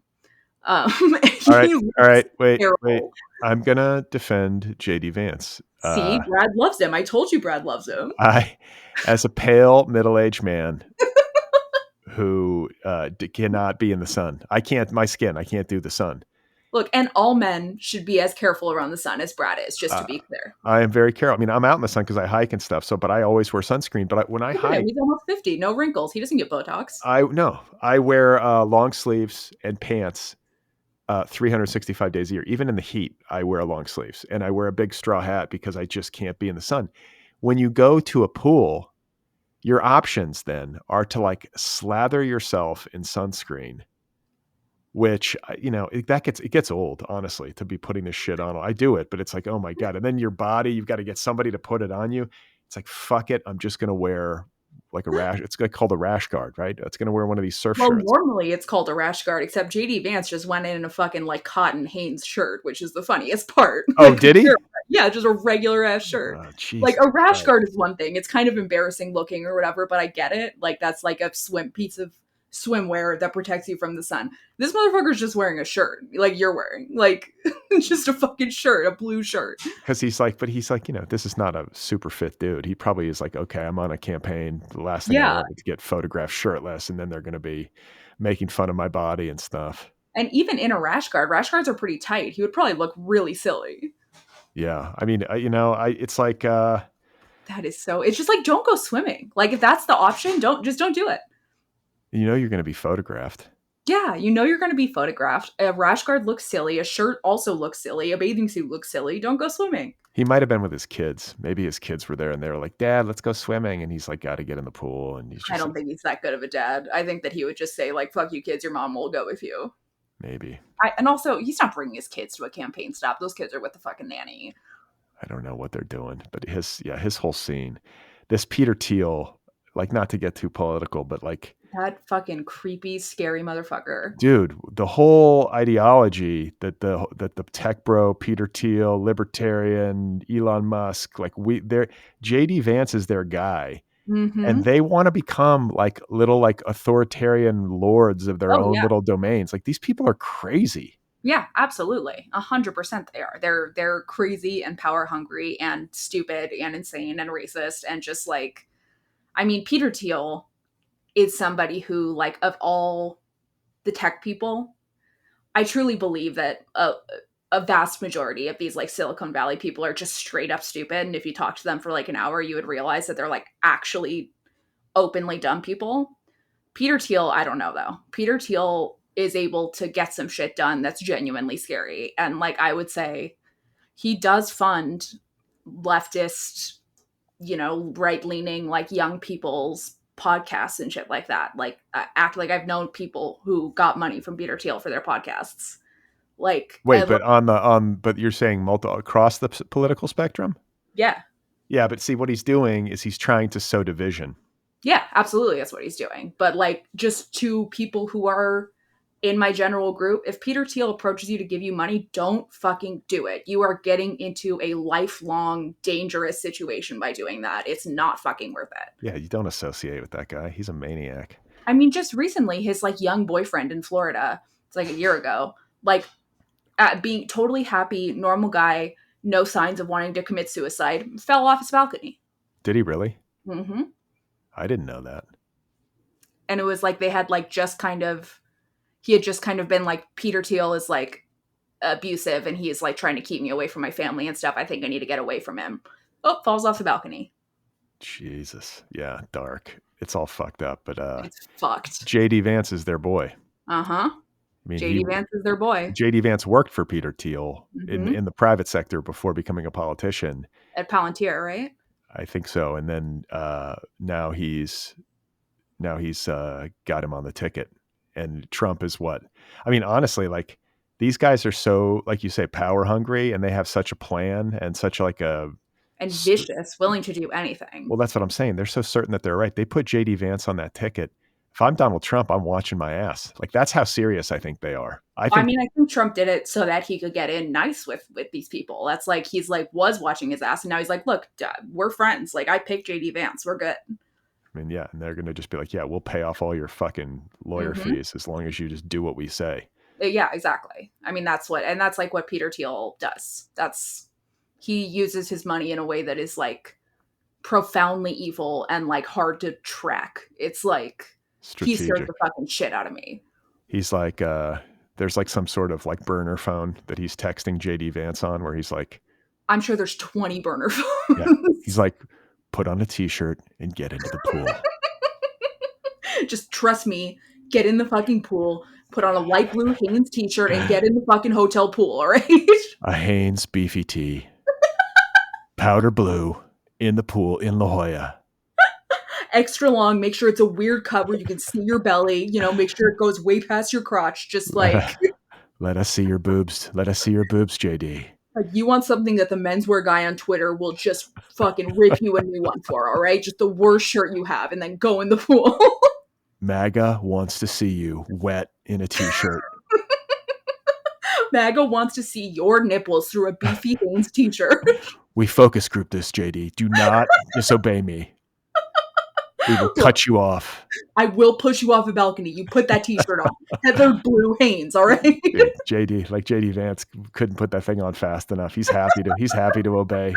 It's like jumping off the balcony straight into the pool. Yeah, exactly. He did a cannonball. I guarantee you he did a cannonball. But it was like an awkward cannonball. It was like everyone was like almost a belly flop, just kind of like didn't flip the right way. He just kind of flopped into the pool. He's like not sure. He's like not sure like how to do a cannonball somehow. Not sure like where in the pool he's supposed to be. He's kind of doing that like short walk thing where he's like this tall, but like there's only 3 feet of water. He almost like lands on one of his kids, like breaks their neck.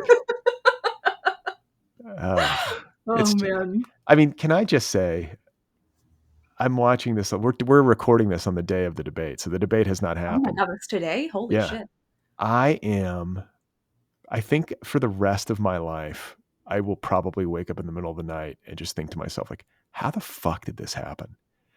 Is anybody since 2016? Yeah, we've been living a decade in this insanity. Like, how in the fuck are these people like embraced by millions? They're so obviously transparently awful we live in like the dumbest country on earth. Like, it's wild. But yet it's like it's kind of verboten to say that. People are like, don't you call people dumb? Don't you demean people? And it's like, you know what? At a certain point, like, I get that you have your politics and you might think that they might advance these policies that you think are important, et cetera. But like, we're not even talking about politics. We're just talking about basic humanity. Yeah. And here's my thing. If you're a working class blue collar person and you are working fucking 12-hour days hard and you are like in a union and you vote for Trump, I have a lot more forgiveness for that than if you're like a rich person sitting or just a comfortable person sitting in your house being like, I'm going to vote for Trump. That's fucking disgusting. The person who is blue collar working class either doesn't have time or has been, over and over again struggled with Democrats not being pro-labor enough. And though they're wrong, they're incorrect and they shouldn't do it, I at least have more forgiveness for where their brain is going than somebody like you or me just being like, I like Trump and JD Vance, which is like most of them. It's stupid. It's just straight up stupid. Like in 2016, I'm more inclined to be forgiving. By 2024, by now, it's like there's no. It's like, who the fuck are these undecided voters? I think they don't exist. I think they do. Undecided voters who exist are people who are in unions and who vote with the union, and the unions haven't endorsed anybody yet.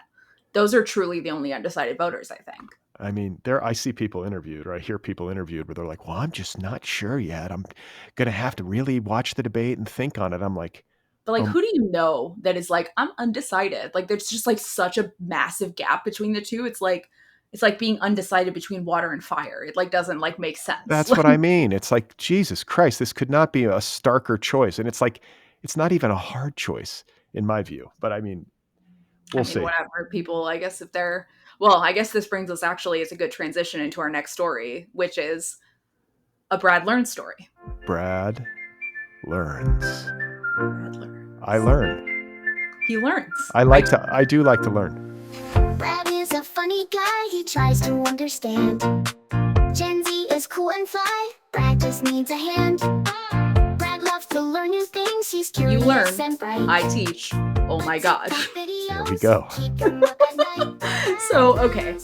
Now, this might be a combo thing because I don't super understand how football works. And it does involve football. But it also involves Taylor Swift. So, even keel here. Yeah. So, basically, Brittany Mahomes is married to Patrick Mahomes. Patrick Mahomes is, now please correct me if this is incorrect, the quarterback for the Chiefs, which is the team Travis Kelce is on. That's right. All right. Okay. Reigning Super Bowl champions 2 times, back to back. So from what I understand, like, is it basically the case that like Travis Kelce would not be necessarily as big of a star as he is without having like Patrick Mahomes as a great quarterback? 100%. And Travis Kelce himself would say that. I mean, you have to have a quarterback. If you're a receiver, you catch the ball. Mm-hmm. Like if you have a shit ass, he's a tight end. They catch the ball. I mean, they do other things too, but if you don't have somebody to throw it to you, you're not going anywhere. Right. Okay. So like that, given that, so like basically Travis, like he can't dislike Patrick Mahomes publicly. He like has to like, luckily they seem like they actually are friends, but like he has to support him. He needs him. That's right. So it's a business relationship of maximal importance. Like, exactly. For both of them personally, but also for that team. Right. Okay. And for the whole team, that totally makes sense. So, okay. So Patrick Mahomes is married to Brittany Mahomes. From what I understand, he's like, that's his high school sweetheart. They've been together forever. Brittany Mahomes, as anybody could have predicted by looking at her stupid horse face, liked, I can't remember exactly what it was, but she like liked a couple of like pro-Trump, pro-JD Vance tweets, like very clearly pro-Trump, like not like maybe pro-Trump, but just like literally like make America great again, and like liked a couple of those tweets. So it's like, okay, well, so she's MAGA, basically. It's kind of hard to come to any other conclusion. And she's married to a person of color. She's got biracial children.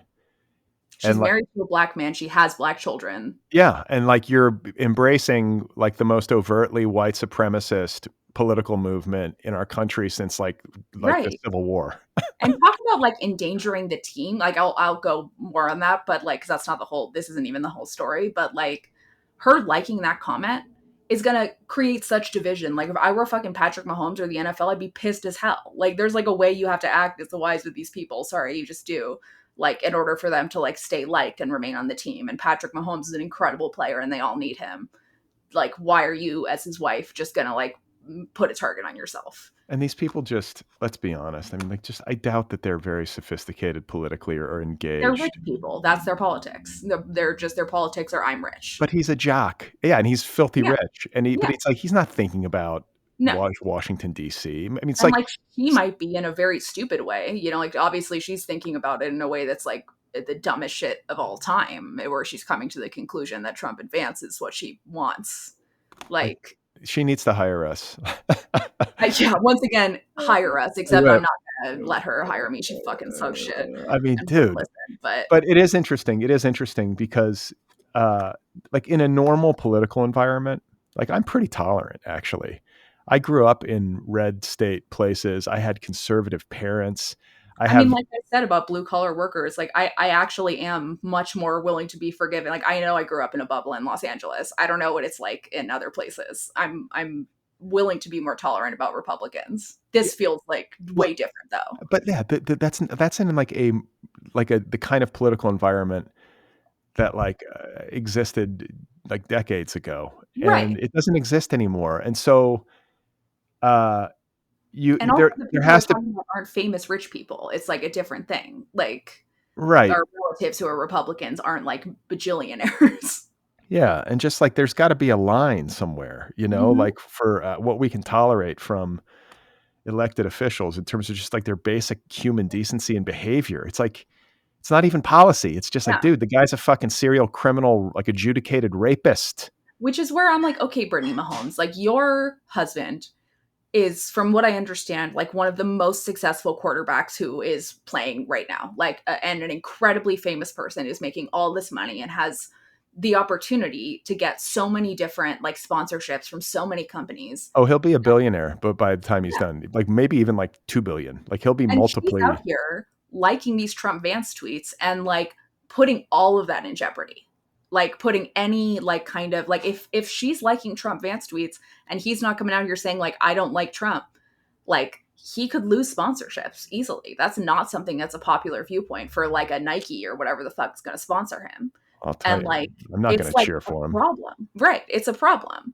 And he hasn't said anything about it because, I mean, I get that. Either he's going to say, like, my wife is fucking wrong and an idiot, or he's going to say, I like Trump, and either way, that's not good. I think it's going to lead to divorce, personally. I feel like he probably is going to see that there's lots of other girls who like him who won't do this fucking stupid shit and who, like, aren't annoying like Brittany Mahomes. Like, just get a fucking clue, lady. Yeah, Like, get a fucking clue, exactly. like this whole movement fucking hates people who look like your husband. I mean, not the whole movement, but like the core of the movement is racist. I mean, are you not remembering Colin Kaepernick? Like, he was also one of the best football players of all time, fucking fired because he wouldn't stand for the fucking, whatever's the, what is it? Is it like the anthem, the national anthem? It's He got blackballed from the whole league. They still, I mean, he's done. He'll never play again. It's like, okay, like that is like the history of the NFL. You are married to a black quarterback and you are out here supporting Trump. It's like the dumbest, most cruel, like it's just so stupid. It's unbelievable. Like, and that's like my best interpretation is stupid. Yeah. You've just become a useful idiot for Donald Trump. Does she think her husband is white because he's rich? Like, I don't understand. Like, what is it? If a cop didn't recognize Patrick Mahomes, he would be treated like a regular black man in America. Does she know that? Like, so yeah. That brings us to the story at hand, which also involves the US Open. Celebrities fucking love this dumb shit. So Taylor and Travis, I guess Travis had his first game of the season. Taylor's off from the Eras Tour for a while. So they have been hanging out and doing a million things and being in front of the paparazzi a bunch. One of those things that they did last week was the US Open. Or maybe it was this week. I don't remember. Anyways, they were in the US Open. And at the football game, there's been a lot of talk. Like Taylor and Brittany were like tight. They were like pretty close. Like they were like, going to dinners together all the time. They were like, arm in arm at all the football games before this. Well, but it was like a forced marriage, like a forced friendship because their respective significant others are like BFFs. I have no doubt that like it was, strategic on Taylor's part being like, okay, I'm gonna, make good with the Mahomes because they're, necessary for my dude to be doing well. And like, there wasn't an issue with them when she started befriending them. And so her friendship with Brittany Mahomes was like fine. No one had an issue with it until Brittany Mahomes started liking these tweets. And then everyone's like, okay, what the fuck is Taylor going to do? And like all of her fans were like, what the fuck is she going to do? Like, she better not be seen with Brittany Mahomes. Like, but that's impossible. It's like, right. It's like, so she's at the football game. Brittany Mahomes, there's like a picture of her like holding her kid and just wearing like this dumpy outfit, just like a fucking like JD Vance style Hanes shirt and like cargo pants. It was in fact the same exact shirt that JD Vance wore. It was the same one. He actually took it off and handed it to her when he got out of the pool, and she hasn't washed it for good luck. Peter Thiel was orchestrating the entire exchange. He's been orchestrating this whole thing. It's all connected if you really look at it. Put the t-shirt on, Brittany. Little voice in her ear. So like at the football game, it was like hilariously clear that like Brittany had been like banished to a different suite so that she wasn't seen with Taylor, and she wasn't seen with Taylor for the whole game. Taylor was with other people in the suite. Mahomes were. Do you elsewhere. think? Okay, but here's where I got to learn. Do you really think that like before the game, Taylor Swift was like, make sure Brittany is nowhere near me at this game, so I'm not on camera with her? No, I think Taylor Swift's PR person, Tree Payne, said that. I think Taylor would never say that herself. She would never come off mean like that. But her PR person certainly Tree Payne talked to the NFL. Tree Payne, which is insane. The scariest publicist ever, I've heard.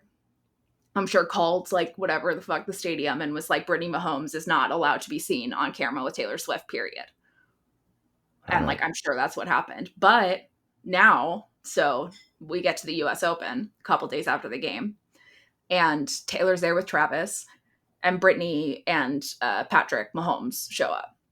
and she embraces Brittany. There's like, they're hugging, they're best friends, they're smiling, they're laughing. Like Taylor is wholeheartedly like, this is my friend and I support her in these photos. Like, it's just like, you can tell obviously was a moment where she was like, I'm going to hug Brittany in front of all of these cameras at the US Open. So like, she is clearly intentionally signaling here, like, I don't have a problem with her. I And like, she mean, hasn't said anything about it. I And like, I I, I not, don't have a problem with. I don't have a problem with it. I don't have a problem with it. you know what? I gotta say, same, because I feel like, and here's why. I'm a huge Taylor Swift fan. I would obviously prefer if she was like the most far left person on earth. However, she's a billionaire. That's it. That's her politics, or that she's a billionaire. And that she's got a boyfriend who's got a big career and who needs to continue to have that career. And she understands that careers are important. She can't like be like, I hate your, boss's girlfriend or wife, essentially. Like, she has to make good with the Mahomes. Also, like, I think I can separate Taylor Swift, the person, from the art that she makes. She makes great music. I enjoy the music. I actually don't think that we would be friends, though. I don't think I would like her very much. That's a little strange, but I think it's like going to Thanksgiving dinner with your family and you have some uncle who's like super MAGA, Yeah. and you're not going to like go to Thanksgiving dinner, or I'm not going to go to Thanksgiving dinner and like start calling him out or make a big Yeah, fuss. you're like, Mira probably would, but You're going to give him a hug and say, oh, happy Thanksgiving. Hopefully like we're not going to talk speak for politics. yourself. I'm going to ruin Thanksgiving by fighing with Uncle. I mean, it's hard. I'm not temperamentally. I won't do that. But like, that's kind of what Taylor. That's the situation she's in. It is. It's her boyfriend's best friend and most important work colleague's wife. And What's she going to do? what's she gonna do? I think she did the right thing. You just be polite and kind, and you just have to like. I And mean, people are like giving her a lot of shit for like being so friendly to her, like hugging her and like being like, talking to her or whatever. But it's like, what's she going to do? Stand right next to them and not be friendly? Like, she's Taylor Swift. That's actually a worse look for her to not be friendly. Like, I mean, it doesn't. It does. It's interesting because I say all this, and then I also previously said like, the stakes of this situation is so extreme, and Trump is such like an outlier in terms of his like shittiness that like it does raise the question, like, what is the responsibility incumbent upon, say, me or Taylor Swift or whoever to like intervene or speak up or be like, hey, by the way, like this guy is a fucking maniac. Like, don't I mean, be fooled. it's a good question. And I think it's a question a lot of people struggle with. And like, I don't know the answer to it, like what our responsibilities are in this situation. I won't pretend to know. But I do think that we're putting too much value on, or too much like responsibility even on, celebrities for this. And celebrities are not politicians. They're not necessarily even smart. They don't necessarily think about these things. They don't like have the credentials to be somebody who we should like really listen to and trust about politics. They're pop stars, they're actors.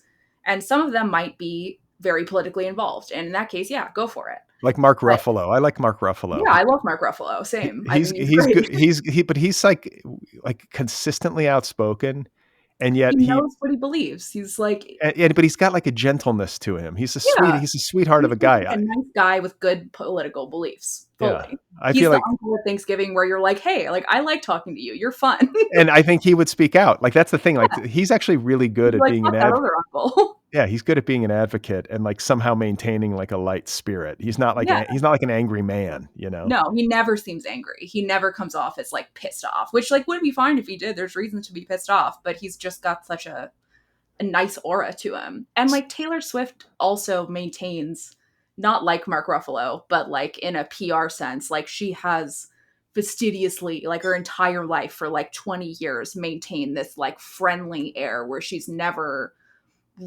she's never been rude to anyone on camera ever. And Do you think that she pulled? Would she pull Brittany Mahomes aside in like a private conversation and be like, "Girl, you can't be doing this. Like, this is not a good look for you." yeah, I think that she would, but I don't think that she would do it on like moral grounds. I think it would be like, look, I've been a big celebrity for a really long time. So like, listen to me when I say this. It's like you said, it's a bad look.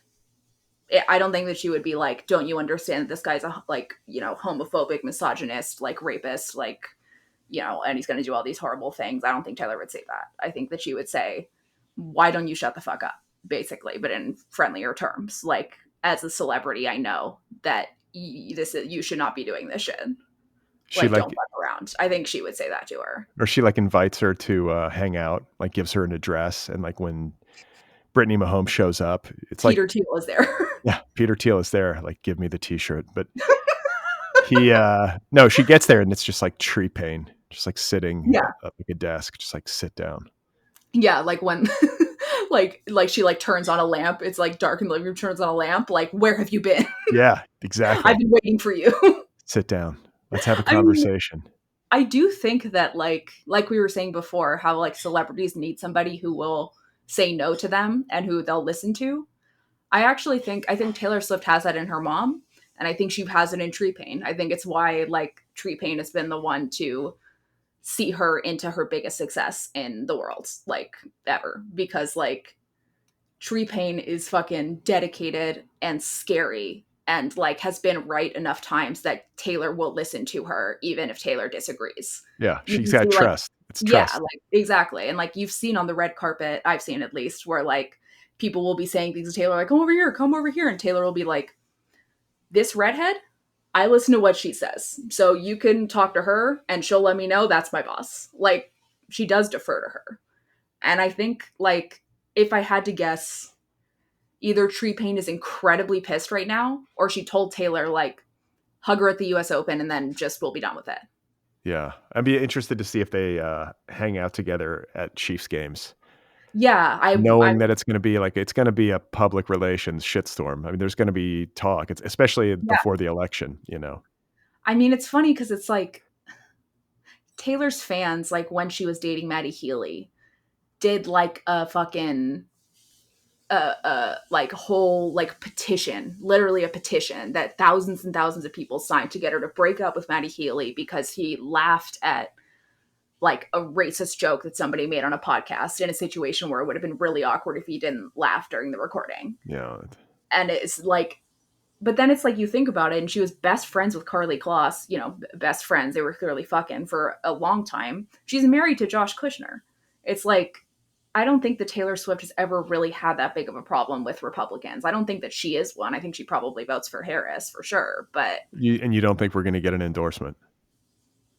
no, especially now after this Bernie Mahomes stuff, I don't. I think that she is using I think that the planned terrorist attack is one of the reasons why she is not endorsing. But if we're real, there was a lot of time before those attacks that she could have endorsed, or before the planned attacks that she could have endorsed, and she didn't. Which leads me to believe that it's an NFL thing.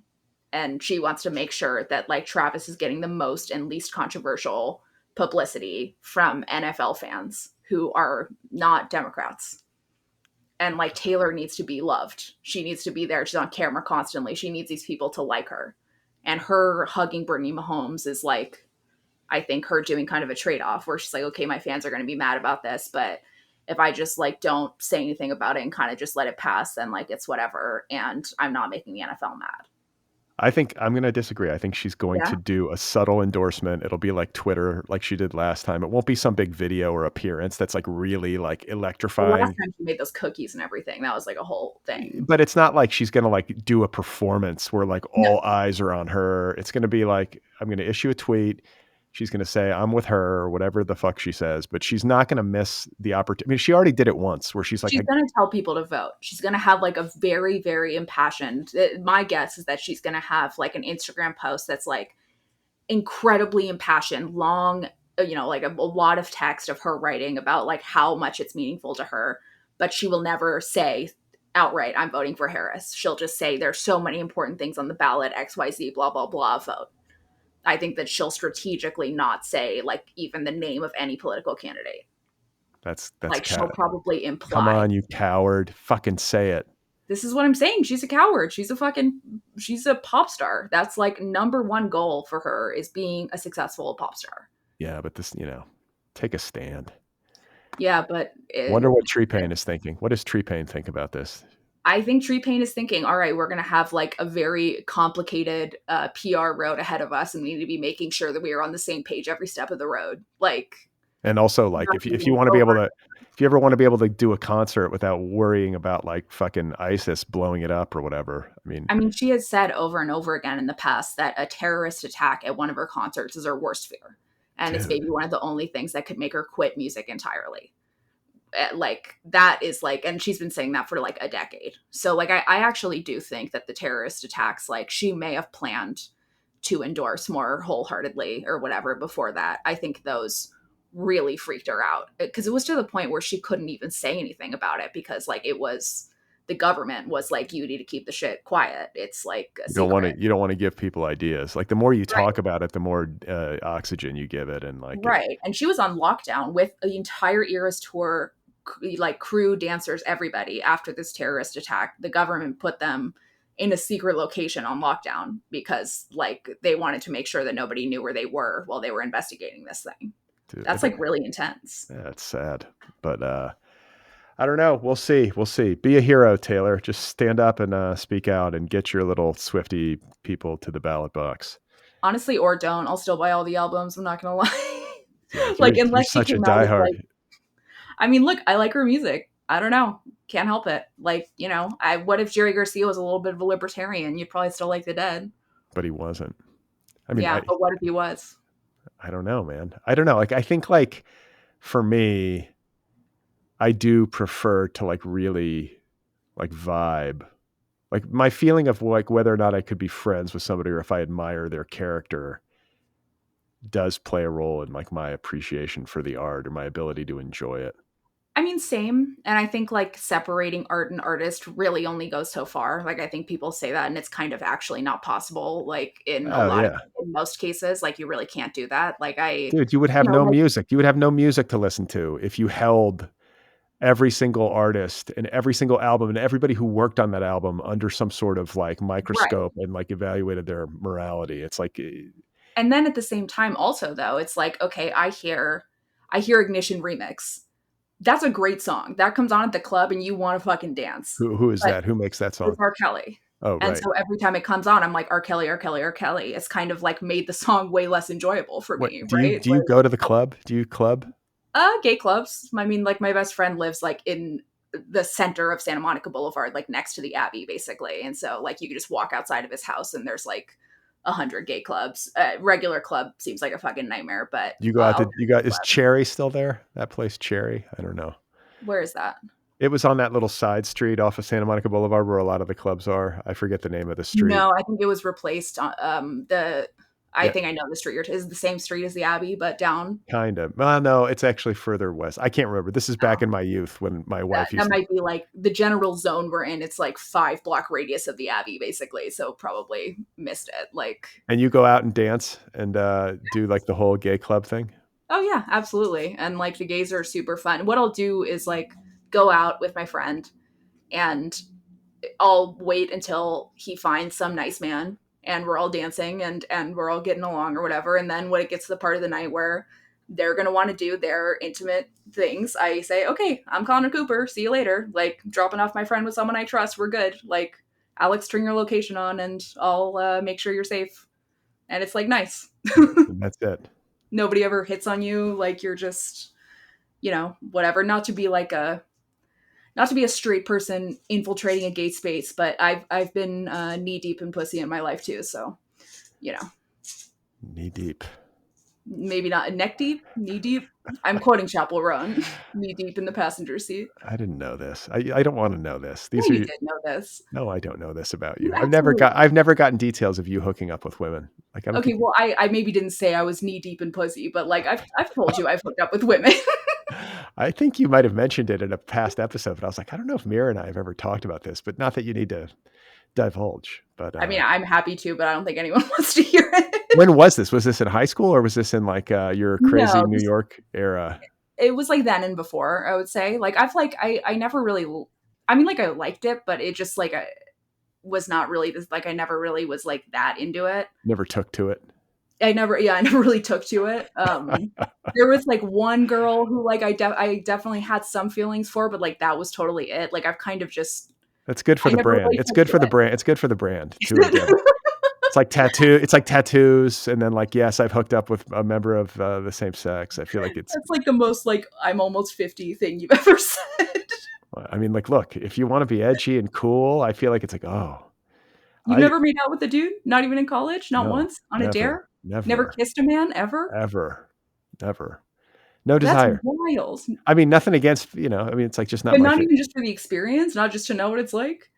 Like I never really like growing up. I've always known that I liked men, and fucking when I was a little kid, I liked boys. Like growing up, I liked boys. Like I never was that interested in girls. But then the opportunity arises, and I'm like, well, yeah, I'm into it. Why not?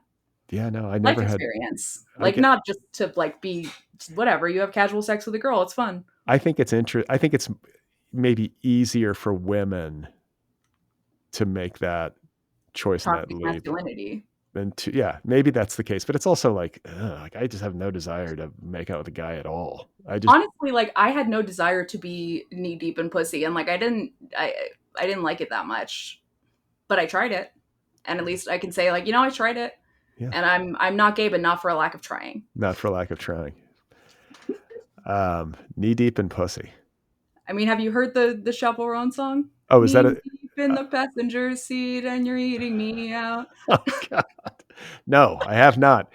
But now it makes more sense that you're using this phrase. I was just going to Yeah. say, like, I can't. It's the kind of phrase that I don't think I could get away with using. If No, that is certainly only a phrase that lesbians or people who have had sex with women maybe could use. I've had sex with women, but I don't think Honestly, if you said that though, it would actually be real. I'd laugh like really hard. Like you specifically, if you were like, "Yeah, I was knee deep in pussy," like I might like die and piss my pants from laughing. I'm gonna go to the Four Seasons this afternoon, And and get knee deep in pussy. I'm gonna put on a Hanes beefy tee, just get into the pool, and I'm gonna have my phone, in the pool with me. That's gonna be my Right. accessory, and I'm gonna start talking. I'm gonna pretend to be having a phone conversation with Right. a buddy of mine about how I was.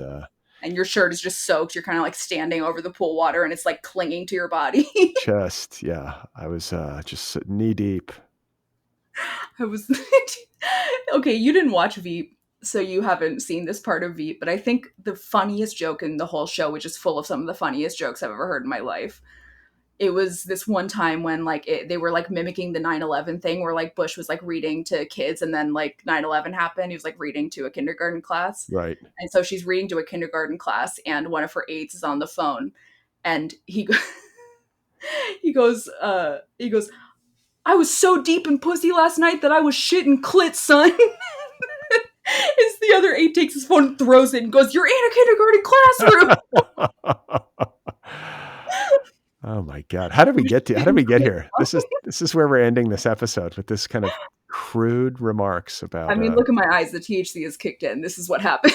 What is it? Is this, you have the lizard eyes? I can't see very well. Mira gets lizard eyes when she is on 10,000 microgram. What is it? 10,000 milligrams or microgram? Milligrams. Tyler says that my eyes drift apart. They get wider. They just drift. Well, Wonder, can you tell that? Do I look? I think so. Yeah, they might be. There might be a couple extra like centimeters of space between those eyes. Lizard style. Can you see? Do you have better peripheral vision when you're stoned? You know what? My vision is notably worse when I'm stoned. And I've wondered if I should get stoned before going to the optometrist, because I'm stoned so often, like that I need glasses for that kind of vision specifically. Yeah, I need glasses for when I'm on 10,000 milligrams of THC. Yeah, exactly. Like I need my regular ones and then my 10,000 milligrams of THC glasses. I have yet to need glasses, knock on wood. Really? Yeah, I have great eyesight, but like I think that I'm getting close to the age where it's just going to happen. Like eventually everybody, it seems, needs glasses. And, that's wild. I sort of, I have great eyes, and I kind of want to get glasses with like a tint. Is that like some like sort all of the time? like just some sort of like. Oh, it's kind of a look. But I kind of like the idea. I think I like the privacy of it or something. Like I do like, but I feel like that's also a little bit pretentious. See, but indoors, it can be that people can't see your eyes, right? It's got to be a light tint. Yeah, light tint. Nothing crazy, but I feel like it's also maybe, would I be light green, like a dark green, but like a very light tint of it. I could see that. All right. The thing about that is it would be a look, and you would have to like commit to it maybe for the rest of your life. Like, okay, I have this haircut, I have these glasses, and that's what I do. And I've never been able to pull off anything like that in my life. I think you have to get to a certain age before you can. I'm getting close, right? I think you're almost, I mean, look, Brad, we can go to a mall. We'll figure out a look for you. You stick to it. I think it could work. Yeah. I'm imagining it now. You grow the top out a little bit, keep the sides tight, get some weird glasses. It's like it's a semi David Lynch thing. Yeah, but I don't have the hairline that he has. I don't have the hair to do it. This is my haircut for the rest of my life. Okay, well, I'm resigned. I'm resigned. It's it's the only thing I can really pull off. But so you've committed to one thing. I just I've resigned. It's not commitment. I just quit. What's the difference? Yeah. All right. Well, I think we've covered it all. And I feel like I learned a lot. And what we didn't say is we just need to say R.I.P. to James Earl Jones. Yeah. R.I.P. Voice of Darth Vader, my son's hero. Yeah. And to close it out, Brad, please do an impression of him right now. You are part of the Rebel Alliance and a traitor. Take him away. All right. Thanks for listening, everybody. Humiliated myself yet again.